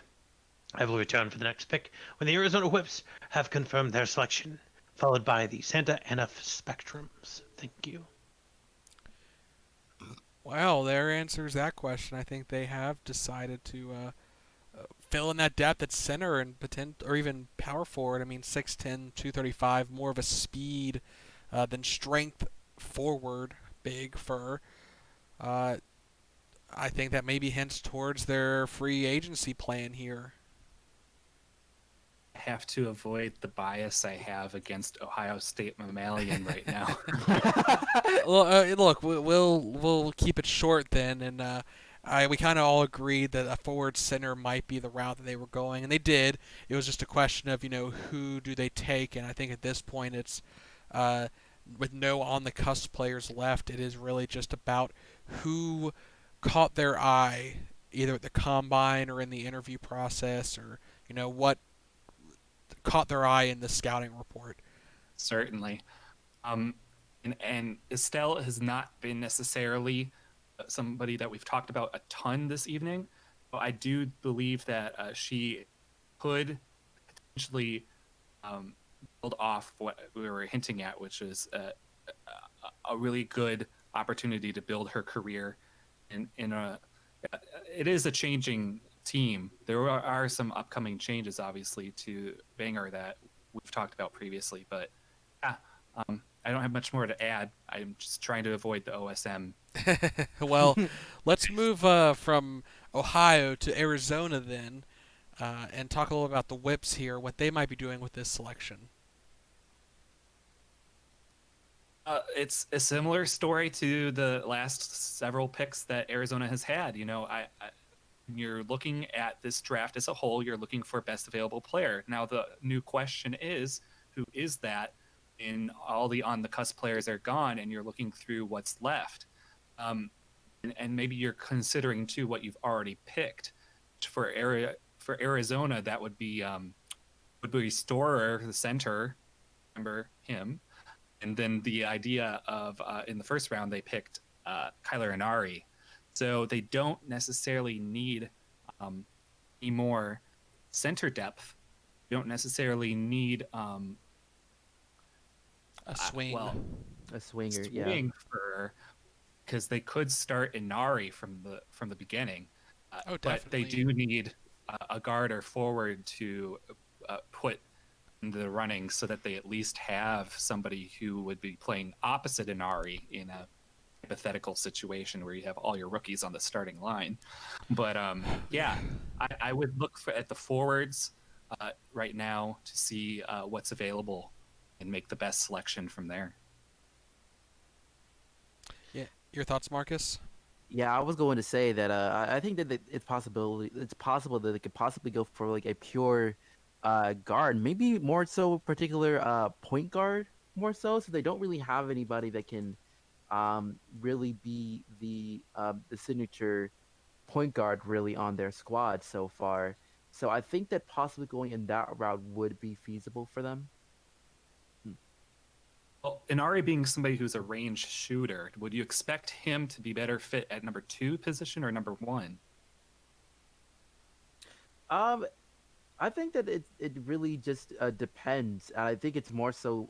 I think Kyler Inari is probably going to look into more so the small forward position more so than the shooting guard position. So they do have Tino Hazari and Mary Catherine. I think it's more so looking into more so the depth purposes. As we alluded to, we are in the 40s, so we're not really expecting anyone to start at all. So that's why I'm thinking that they can go point guard depth here, since they don't really have any sort of point guard depth in general. And that's why I kind of said hypothetically speaking, Well, because this is one of the few teams that I don't know who they're going to start for 2020. And for now, it would make sense that they could start Inari because he was, proving that he could. However, yeah, I mean, it just depends on where they would put him on the line, and then at that point, whether you draft a forward or a guard based on that, I don't know. I think that they'll put him on the 3 since they already have their point guard and shooting guard starters solidified for the most part. But of course, it really depends on what they're going to do on free agency as well, because they do have quite a bit of money, and it just depends on what they want to do with that money. Do they want to go ahead and get a star-studded small forward, or do they try and look elsewhere? Possibly look at one one of the primary big for us because we're rich in that regard. So Thank you. I think Livingston's looking at us like he's coming to the stage. So let's let him get on stage. Fine. For the 41st pick of the 2020 FBA Draft, the Arizona Whips have selected Magni Dunbrock, a small forward, power forward grizzly bear from Great Lakes Mammalia. Congratulations to you, Magni, on being the number 41 pick of the 2020 FBA Draft. I will return for the next pick when the Santa Ana Spectrums have confirmed their selection, followed by the Williamsburg Minutemen. Thank you. Okay, continue. Where's the guard picked? Wow! Congratulations! Oh, You got Lord. the moral point. Congratulations! Not even a You're moral getting point. I'm real gonna give you a 0.25 negative moral point. it's Have like more you're getting really, moral points. you're getting really cocky here in round 2. Well, anyways, Yeah, Dunbrock selected here. Obviously, we talked about having a relative on Montana. No, we'll see which of the two they're coming in second into the league. There's going to be some expectations. Now it's a divisional rivalry. Conference, Yeah. division, not division. Okay. Well, Minus now- 0.5 again. it's still a team that they're going to have to play at least 4 times a year. So if you look at that and go, okay, does it mean to be on a competitive team or a team that you have to compete against multiple times this season? That is another, dynamic. But I do think this was the decision. This is why I mentioned that they would look for forward depth here. This is the decision that I was expecting them to make, just based on the fact that I'm not necessarily sure they're going to play Kyler at the 3 position. And even if they do, it's not a bad thing to get some more forward depth here. Oh yeah, for sure. It's just the worry about what they're gonna do when it comes to guard depth. There aren't really a lot of guards on this team. That's where my concern is more so than forward depth itself. But let's go ahead and move on to I believe it's Santa Ana. It is Santa Ana at 42 on the clock. They traded back into the first round before the draft and ended up taking Viking Lagerstrom with the 23rd pick to complement their 18th pick, Benjamin Aquino. So they've covered the guard, they covered the center. Do they go towards the forward depth here? I think it's a pretty strong possibility that be the case. Their guard depth is for the most part set with the fact they got Benjamin Aquino, Ronan London, and their center depth is even though they only really have one in their benches under the would be Viking Lagerstrom and Roland Buckley. I would like to see them try to go for big forward depth a little bit more, but I wouldn't be surprised to go for like a pure forward depth here for Santa Ana. Still have plenty of options. I won't write off the forward possibility.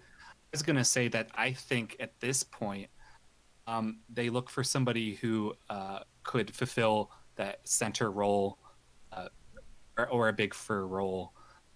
So I'm pretty much in agreement with you, Marcus. I think that it just comes down to who they would pick, the board, and whether or not they would go with a pure center or somebody who could be flexible beyond backing up maybe Siba at the power forward position. Sorry, you two can't agree after your last argument after that. But I think we're gonna jump to the stage as Santa Ana's pick is in. All right.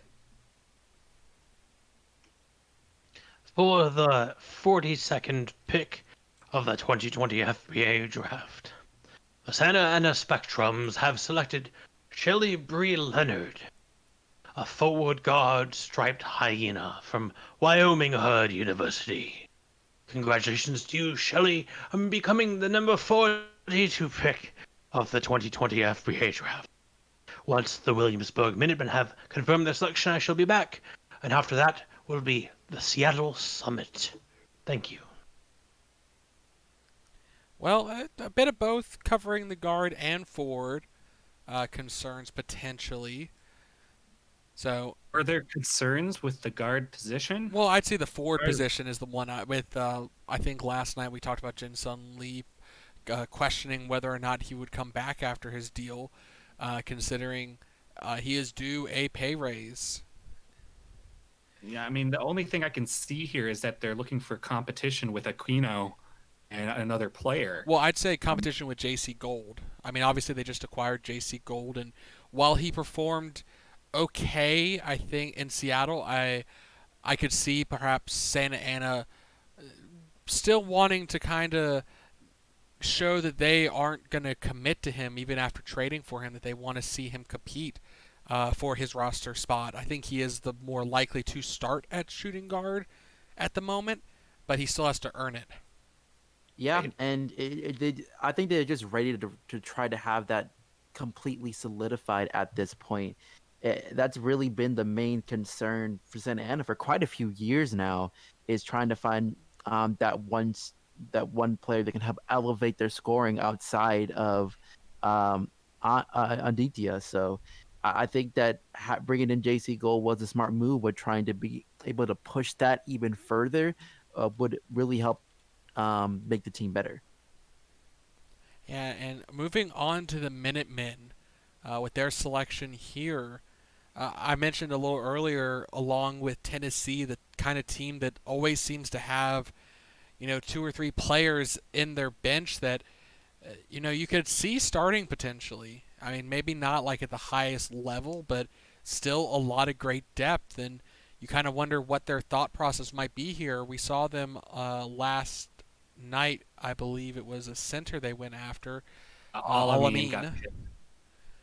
So what they go for another center here? Because obviously they have McLeod and Todd Hu going into free agency this year, and I haven't really heard too much movement on either of them.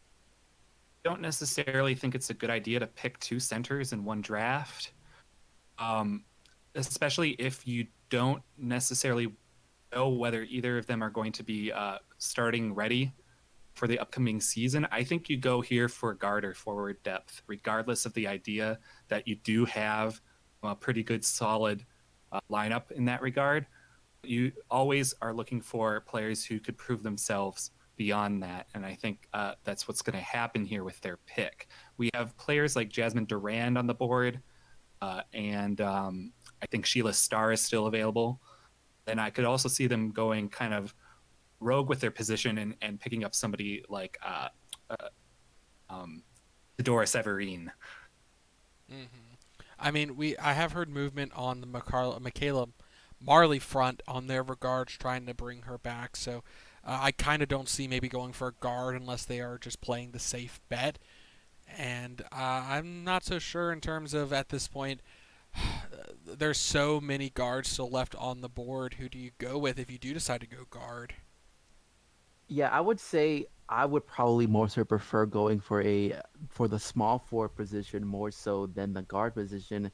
Not just because of the fact that I do think that their guard depth. I don't think they really need any more guards in general. Anyway, they're so stacked.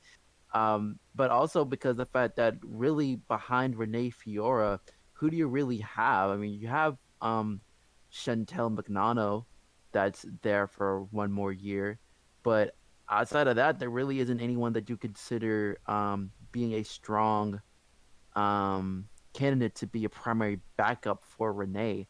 So I think that possibly going for a more forward center depth would be the better choice here if I was a Williamsburg GM. Yeah, and I think that pick is in. Let's cut down to the stage. For the number 43 pick of the 2020 FBA Draft, Williamsburg Minutemen have selected Adana Gondwe, a point guard hyena from Lilongwe, Malawi. Congratulations to you, Adana, on becoming the number 43 pick of the 2020 FBA Draft. We'll return for the next pick when the Seattle Summit have confirmed their selection. After that will be Biloxi Voodoo. Thank you. Well, Marcus, they went with a guard. Ah, Well, um, if I'm Michaela Marley, I would probably question this a little bit. Well, yes, this is a very, very 43rd late overall pick. pick. So if Yeah, Marley is it's not worried, the I'm biggest thing. worried for Yeah, her. I wouldn't say for starting wise, but at the same time, it's just there's just so much time being taken away. Because yes, she's going to start if she comes back to the Minutemen. I have no doubts about it. But it really comes to the question is how many minutes is going to be there for her by the end of the day, and I don't know. I think that for the Williamsburg, they don't really need that any more guard depth. I think that they do need to focus more on forward depth because who do you have outside of Chantel? That's really the big question that I have for this team. I would say this. I think for the most part, Williamsburg and teams from this point on are going to look at, well, we could draft this person now, but there's still going to be players potentially available after the draft that we could look into signing. So will there be forward depth available for them post draft that they could look into signing? I think there will be. But they have competition at that point. That's the only risk they take if they are planning that. Uh, there are 61 candidates eligible for the draft, and only 48 will be selected here tonight. So obviously there will still be 13 available, but it's going to be interesting to see, how many teams, dive into that restricted free agent pool. Now, let's jump over to Seattle, who is on the clock. Last night they picked up a guard forward in I'm losing Kelly. the other Kelly. I was saying Blake, and I'm like, we already have a Kelly, but this is the Kelly with one E. So, where do they go with this pick here? I mean, obviously the question with Seattle last year was their depth, and they actually made it probably a little worse by getting rid of Gold and Casper. I mean, yes, they brought in Zoe Wilds, but I would consider her a downgrade from Casper. And then, obviously, they got rid of JC Gold and they replaced him with Blake, which, again, we haven't seen enough from Blake at an FBA level to say if it's a downgrade, but I'm going to go ahead and say probably a downgrade. Yeah, We're in the final 5 picks, so I was going to propose the question at this point of who you want to see getting drafted before the night's over. Know that the question kind of is contentious, but if we're looking at somebody who could potentially be insurance for the fact that they have signed Gold away, they have only Zoe Wilds to play at guard, do we look at promoting some of the guard position players that are still on the board? I am going to say a controversial idea. Okay. I'm going to say Warrior. Ooh. And I say Warrior because with her at least, you're not going to have to deal with the potential of, a 19, 20-year-old who is full of themselves and trying to prove themselves. This team, I think, already has a lot of ego. Between Leon and now Blake Kelly being brought in, DQ, I don't necessarily think of as an ego player, but he is the only real veteran on the team aside from Zoe Wilds. So I'm going to say Warrior just because, yes, you're hoping that she develops super quick given the fact that she's already 29. But at the same time, you're not going to be dealing with that, young adult issues that you might normally deal with. I mean, look at Terry. Look at kind of the drama that's been spurred on by him in the first 2 years in the league. And, there's Sure. more stuff behind the scenes that we don't get to hear about. Terry's play made up for all that. Yes, and I mean, there was some quote-unquote level of, you're good enough, we'll let you get away with some of the shenanigans, or we'll deal with the headache of your shenanigans. But what are your thoughts, real quick, before we get the pick in? I would have to say that I think it's a very interesting choice of going with Warrior. I completely understand where you're coming from, and honestly, it does fit the bill that I think that when it comes to position of need, they don't really have a lot of forward depth. it's particularly in the small forward position either. So sure, I can definitely understand the Warrior pick here, just because not only the fact that you have a well-seasoned veteran, of course, with the fact that you have a high floor, low ceiling type of scenario, you're not going to expect much from Warrior. But at the same time, it does bring that championship mentality too. So I think that can be enough to possibly go for Warrior here if they do decide to go that route. Any quick thoughts, Walker? I was going to, in terms of the guards remaining, I was going to vouch for either Sebastian Shipara or Sheila Starr. Both did well at the combine, and they're still on the board. They would be guard depth picks. Very fair, and I think I see the commissioner heading to the stage now with that pick. For the number 44 pick of the 2020 FBA Draft, the Seattle Summit have selected Christina Ackerman, a center Indian runner duck from Marine University of Halifax. Congratulations to you, Christina, on becoming the number 44 pick of this 2020 FBA Draft. I will return for the next pick when the Biloxi Voodoo have confirmed their selection, followed by the Lorraine Firestorm. Thank you. Well, they went back up for DQ here. I can't fault them for that. With the fact that I don't really think there is much of an answer when it comes to the backup position for Seattle, anyways. When it comes to the center depth, so possibly going for the Duck is a solid choice in my opinion. I think with Arturo De La Rosa leaving in 2017, they missed having a duck on the team. And that's the only reason that they've gone. I'm not going to down Ackerman at any point, but I was not expecting them to have any concerns with backing up DQ, especially with a rookie signing or a draft pick. But, might have some different feelings than I do. I understand that. There's so many players left here on the board that we could talk about.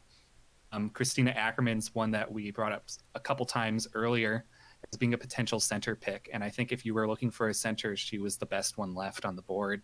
Potentially, Martin O'Connor and Darko Tuskolowski might have something to say to me about that. But Yeah, well, looking on to BLV. Thoughts Locked. there? I mean, the fact that they are they obviously pulled their pick for Terry anyways, and he ended up signing with Albany.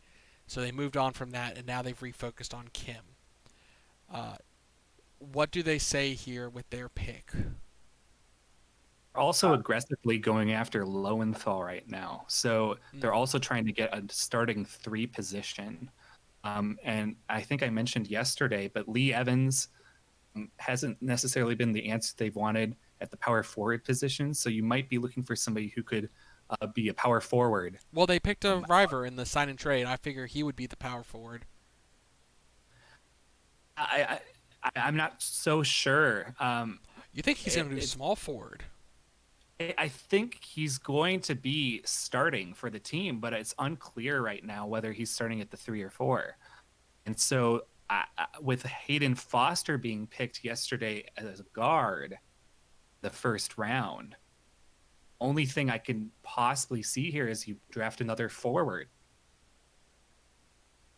I understand that type of thought. I do believe that going for depth would be the best answer here. Though I do think that River will stick around in the 4th position like he was playing in the Taproots.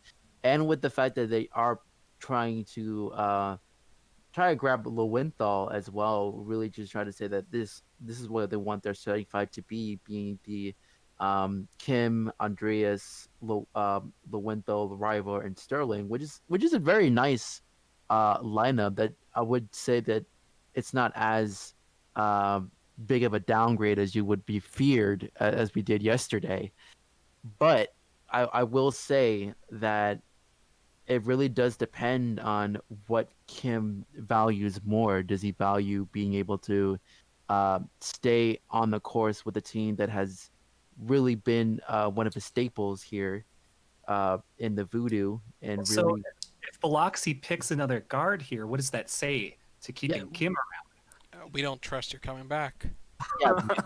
yeah. That's what I'm saying. Is just like if they go for forward depth, that's probably going to be the big answer because right now the worry for Kim is, are you bought in, or do you want to go for the money? That's really the question here when it comes to Kim, considering what is being offered right now for him with the rumors. And let's see what that pick is as he takes the stage.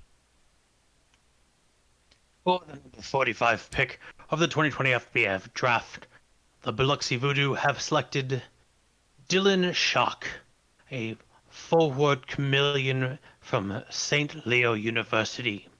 Congratulations to you, Dylan, on being the number 45 pick of the 2020 FBA Draft. I shall return after the Lorraine Firestorm have confirmed their selection, followed by the Dakota Bikers. Thank you. Walker, I'm looking at you. No, you cannot make the pun. It's fine. Marcus, you can make the pun. I'll pass. I'll pass. I don't. The thing is, I'm not. We're talking about forwards, and they drafted a forward. So the door is still open for Kim to make an ultimate decision based on what Marcus was saying, whether it's going to be money or he's committed to taking Biloxi to finals, which they could very much well do in the next few years if everything stays clean and clear in Biloxi. So they're just looking for forward depth here with this pick. Yep, I would agree there. Moving on to Lorraine, the Firestorm once again in the draft. They had the 35th pick, and they selected Hawk. Yeah, Hickok. So, what are your thoughts then? Because obviously, need-wise, I think we were talking about them kind of looking maybe at a forward after the guard situation is resolved. You're not even really calling it a situation. It's just depth with the pick of Cam. So, do you think that they continue this train of forwards being selected? Yeah, I think they will. For the most part, well, they could go center position as well, since I outside of Mason Lowe and Tyreek Kendricks, I don't think they really have as much for the center position or the big first in general. When it comes down to it, but I wouldn't be surprised if they decide to go for more forward depth. I mean, they're I'm pretty sure this is essentially what's going to be the roster. I don't expect them to make too many more moves heading into free agency unless they want to try and throw the rest of their money into one player. But I doubt it, Well, since they do have quite a few slots that you need to fill. speaking of pure forwards left, there's only one left on the board, and that is Sharp. Sorry, I take it back. Sharp and Warrior are the two pure forwards left on the board. And I think here they have to pick one of those two players, because for what I know about Lorraine, it's that they have guard depth pretty much figured out. Even though they lost McDonald Rainbow here, they're still trying to land their former guards. So I don't think they're looking for a guard here necessarily. They're looking for somebody who can back up the Goose here, and someone who would necessarily start. I mean, obviously, but I think with Lowe being signed and Kendrick still with one more year, they're not looking for center depth either. So I would say forward here, and we're either going to see Sharp or maybe they go with a Big Fur. I could see that too, but I think Sharp or Warrior are the two likely candidates. Yeah, I definitely would agree there, especially since they seem to be the running out of available options there. Just because, again, there's only two on the board. And I think the pick is in fact. Okay. For the number 46 pick of the 2020 FBA Draft, the Lorraine Firestorm have selected Martin O'Connor, a center forward Scottish fold from Chicago Bay. Congratulations to you, Martin, on becoming the 46th pick of the 2020 FBA Draft. I will return for the next pick when the Dakota Bikers have confirmed their selection, followed by the Hawaii Kahunas. Thank you. Well, they went big here. A little bit of a surprise. Is and it's not. Again, we talked about forward, and Martin could be one of those players that plays at the 4, at the power forward position, that was traditionally set to be a center. So it's a quite interesting pick, as you mentioned.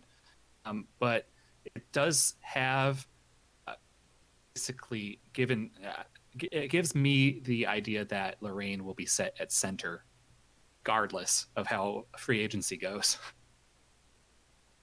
Yeah, for sure. I think really, as I've alluded to, the Bigford depth was probably something that they could look at, even though they do have Mason Lowe and Tyreek and Edwin.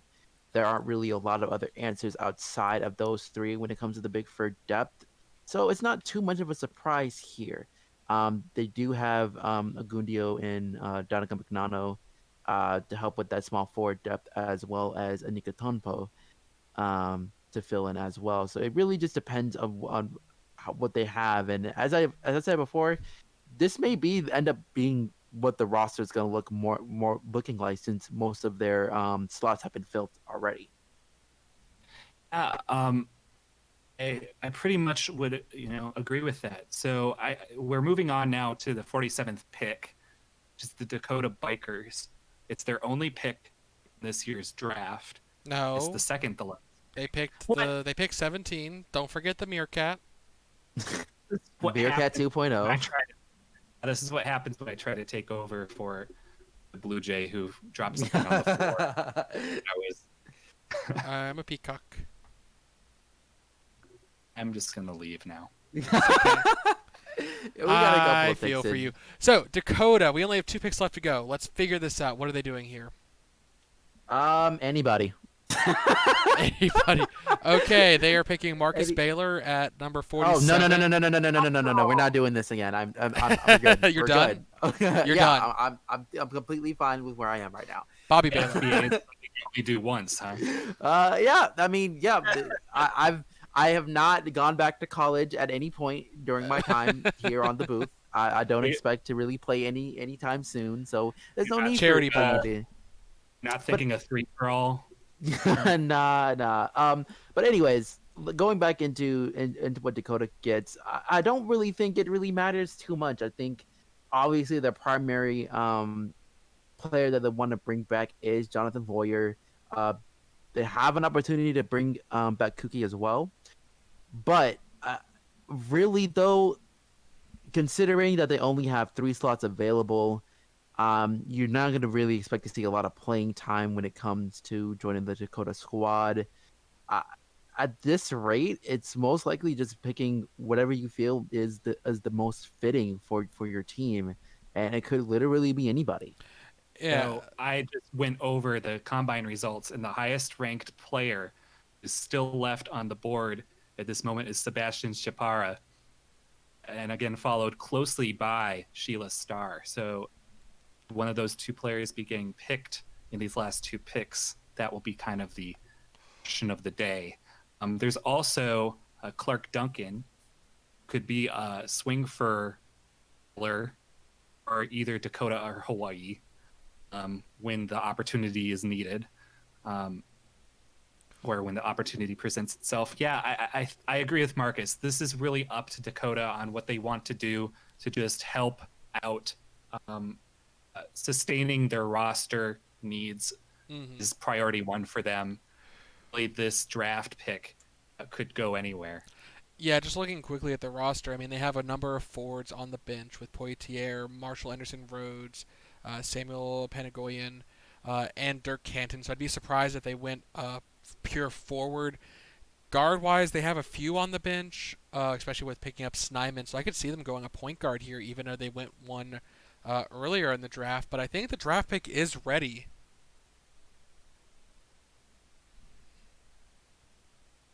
For the 47th pick of the 2020 FBA Draft, the Dakota Bikers have selected Atticus polyphemus, a guard polyphemus moth from Florida Anthropolitan and wait, Atticus polyphemus? Do you think this is a joke? This is a serious affair. Who did this? Excuse me, for just a moment. Well, while the commissioner figures out who he's firing today, we have a few extra seconds, I think, to discuss who might actually be being picked here at 47. Well, I don't think there's really much to say, but oh god, bringing Atticus back into the I'm pretty sure his draft rights are already over. it is. It quite clearly is, but oh gosh, that's the one thing I don't really want to hear. Marcus, are you sure you don't want to play in the FBA? No, if it's I am. Would you rather have Atticus? No, I would. No, I. Poor Livingston. Look. He tries so hard. Yeah, it happens. It seems like everybody's finding a new little joke to play around with. I mean, it wasn't a plate of food this year. Thank goodness. I got real tired of that. Well, what if steak was on the board right now? Would you be complaining? Not really. I would eat them, but. Well, I think Livingston actually has the real pick, hopefully, maybe this time for reals.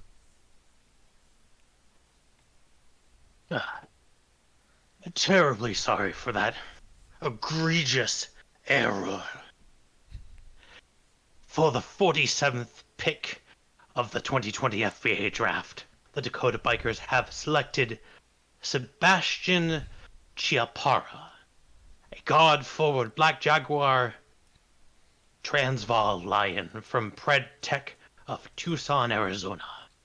Congratulations to you, Sebastian, on being the number 47 pick of the 2020 FBA Draft.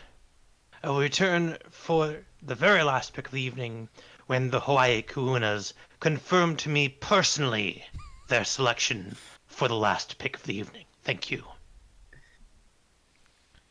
Oh boy. I wonder All what right. happened in Dakota where they couldn't get the pick in directly to Mr. Livingston. I think Atticus may have been fired if he had a.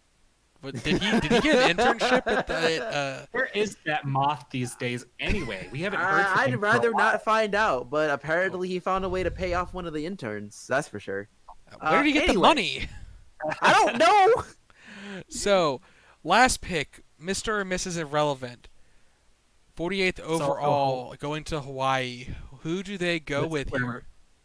And this is where my notes were wrong. Hawaii's. This is their only last pick. Yes, you were off by Their one last team. pick is their only pick. Yeah. So I Gosh. apologize for that. Are you going to blame Atticus for that too? Yes. Okay. I mean, might as well. I think it's gonna be interesting because Hawaii has a lot of answers that they have to have this coming off season, with the fact that both Tate and Barrett are heading into free agency, and JCK as well. Like all of their starters are heading into free agency. They do have the money to bring all of them back, but at what cost? Because they do have a few options for their bench that needs to be filled as well, with Blancmond also heading into free agency too. So I think what happens when you have the last pick of a draft, you pick whoever you believe in to be that person who can, I guess, fill in a bench role or something the way they can learn from. Hawaii's in a very particular situation, as you mentioned.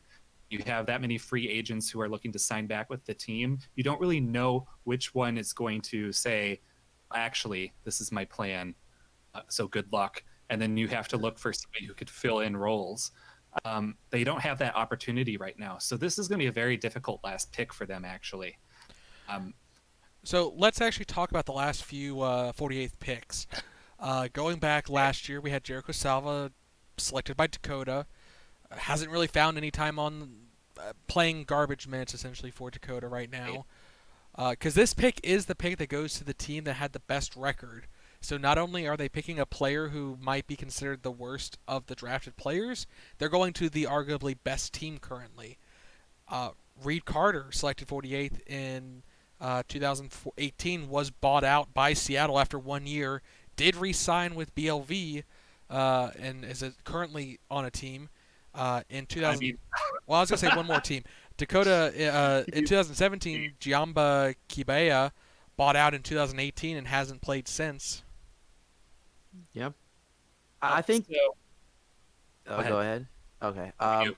I will say that this could be an opportunity to see Beatrice Warrior come into the fray because of the fact that um yes, the age is very, very concerning because you're basically getting a player that's going to be 30.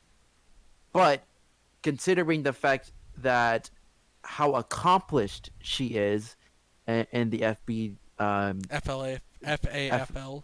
FAFL, I think this could be an opportunity for them to possibly get someone that has that pedigree of being very well seasoned, not gonna have that much of a hard of a transition, and also be one of the players to really go to when it comes to advice or be not the voice of the locker room, but being one of the voices of the locker room. So that could be an opportunity for Hawaii to take in that regard. I don't have much else to add here other than I think they're just going to look into whoever they can find. And actually, Warrior is a good choice here. She being one of the last few pure forwards available, and potentially being that person who represents what you can do. Even if you're starting your career late in your life, you could still make it and be a draft pick. The FBA. We'll see.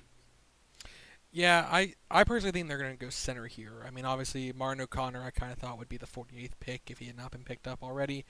That kind of leaves a few. You have Imelda Mora, Andreas, Skalas. Corey Dandridge. There's a couple centers still on the board that I expect 100% to get picked up if they are not signed in the draft. But And to be fair, any player that doesn't get picked up today in this draft has still the opportunity to be picked up later and make it to an FBA team. This is not the end for them. This is just it's just a one-day thing where in your life it didn't pan out completely. It's just another notch to add to your overall story. So I would say to the other 13 that don't get picked in this last choice here, don't give up hope. It's so much to try for, and even if you're an eventual D League player, we've seen time and time again where D League players make it up into teams, proving themselves in that league to be worthy of a pick later. yes, and the pick is in, the last pick of the FBA draft. Hopefully no one gets fired after this one. All right. Last pick of the 2020 FBA Draft. The Hawaii Kahunas have selected Darko Tuskalowski, a center brown bear from the EFBL. Congratulations to you, Darko, on being the last pick of the 2020 FBA Draft. And congratulations to all of the individuals who have been selected over these past 2 nights. I want to thank everyone who made this production possible, as well as all of the team staffs for being so quick to bring us all of the information that we needed. Meanwhile, please enjoy the buffet for the rest of the evening, and we look forward to seeing all of you young athletes on the court this season. Thank you, and good night. Well, they did go center, but it was Darko, the pure center, 7'1", from the EFBL. So definitely a backup for Tate, especially if they have some difficulty keeping him on the roster. They have a lot of starters that are in free agency this year. Yeah, they're gonna be. Oh, sorry. Go ahead. I'm just so eager to talk about the final pick here. I was just going to add that Tate is the only player. I think he's the only contract that they've offered is from Hawaii. So unless Tate gets another offer, he might have to settle for whatever Hawaii is looking to offer. At the same time, assuming that all works out, or assuming Tate comes back to the Kahunas next year, I don't know why he wouldn't come back to a championship level team, but we've seen crazy things happen this year.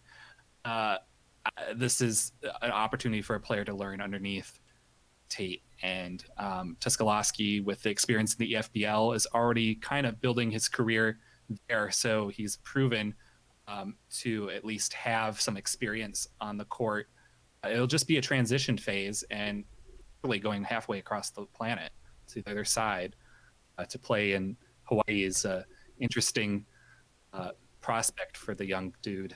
Do you think that change in weather is going to affect him? I mean, coming from Sweden to Hawaii is kind of a big change. I'm going to let Marcus talk about his transition phase to Alaska for that question. Well, it just really depends on how well you can really adjust when it comes to having to deal with a much warmer climate. Of course, I didn't have to worry about that as much, but when I did, when I was traded over from Alaska to Pittsburgh, well, yes, it's not really one of the more warmer cities of the world. It certainly took a time to really get used to that kind of climate change. Now, of course, it's not too much of a worry considering the fact that you're going to be traveling quite a lot during the season. But it's something to keep note of, that you have to change the way you kind of present yourself, like the way you eat, the way you dress when you have to go out, and really how you essentially train at the end of the day. So it's going to be interesting how to deal with those readjustments, but I don't think it would be that big of a problem here. Okay, and I mean, according to Mr. Eastman, Tuskolaski's not even going to stay in Hawaii for longer than a year, so I think he'll make it. Yeah, it's fair. Any last thoughts as we've completed the draft now? 48 picks. Obviously, there's 13 players still left to be considered to sign. Any last thoughts on them you want to chime in on? Maybe someone you still have your eye on and where they might end up? Well, we've got several players. I think somebody who's looking for somebody specifically agile on the court, who could be one of the faster guards, could find what they need in Sheila Starr. I think Imelda Mora, I'm surprised she's still available. I think she's a pure power forward center grab that a team that needs to build depth could go for. And of course, we didn't see Beatrice Warrior get picked up today, which was a surprise for everyone, I think. So there's several players still available. Corey Dandridge, we talked about a little bit too. So I'm hoping that some of these players, and we didn't even get to Fullerton being our resident FGA. I was about to say, does he go back to golf after not getting drafted? I have no idea. I don't know. I've never seen a player transition from that sport before to the basketball court. So it'll be interesting to see what he decides to do. Yeah, your thoughts, Marcus? I won't interrupt you, I promise. No, well, I think really at the end of the day, it's time to get ready to work for the players who have been drafted overall. We've now dealt with the nice, fancy, flashing lights, being able to walk across the stage, take a picture with the team hat and all that good stuff. But now it's time for you to really prove your worth to the FBA. You're now going to be asked for a lot in this league. So really, it just goes into the go in with that new mindset of getting ready for that championship, because now that's going to be the main focus year in and year out. Now, when it comes to certain surprises in this draft, I think we're always going to have to talk about the major drop when it comes to Wilson being the 15th best player in the top 24. Ended up getting picked at number 31 here. It really just goes for the Queen's pride, but that could be a blessing in disguise for him, considering the very much big need at point guard at the end of the day when it comes to the Queens and what they need to do in the future. Yeah, I mean, I definitely will also go back to the drop from yesterday with Baltave, going down 10 spots and ending up in Winnipeg. It's almost poetic, considering that's the second time they found themselves in that situation where I almost feel like they were handcuffed into the pick at that point. We'll have to see how that works out for them this year. But other than that, I really don't have anything else to say except good night, everyone. Thank you for tuning in once again. I know tonight was a little bit shorter with the shorter picks, but still, thank you all for tuning in. It's been a pleasure, Marcus. It's been a pleasure, Walker. Anything you want to say to the fans before we head off for the night? Marcus first, then Walker. Well, I think oh my gosh. I think that the main thing really is that I'm very excited to see how this season rolls up.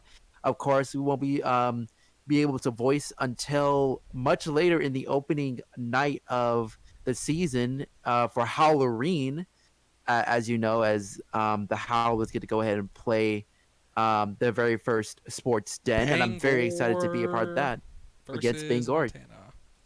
Yep.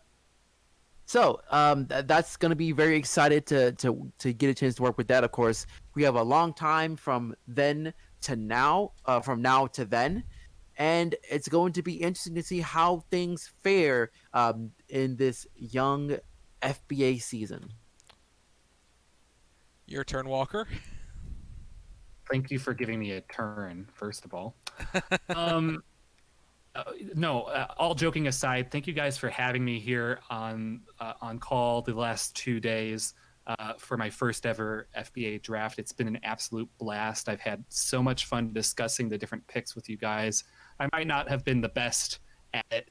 At the same time, I really feel like we have really dissected these players inside and out. So I won't really speak much more on behalf of that, but I did enjoy seeing how all the picks played out, and I think we will be paying a lot of attention to Baltaev and Austin Wilson in the upcoming months because of their notable drops in picks. But we also have to talk about too the fact the number one draft pick of this year was Birdie Lavoie Williams, and that is the first, I believe, female first pick that we've had in a long time too. Goldshine. Aurora Goldshine. For a long time. Yeah. It's been several years. So, actually, Birdie's a congratulations to her. male, by the way. Ah, You need to go home. You're done. Hey, I'm cutting you off. so done. So done. You are done. You It tried to happened. tell a story Hey, Mike. and it fell. Blue Jay, male players. You're done. You're fired. See you later. All right, well, we'll see you back at the office, man. Anyways, it's been wonderful tonight, guys. See y'all for the Halloween.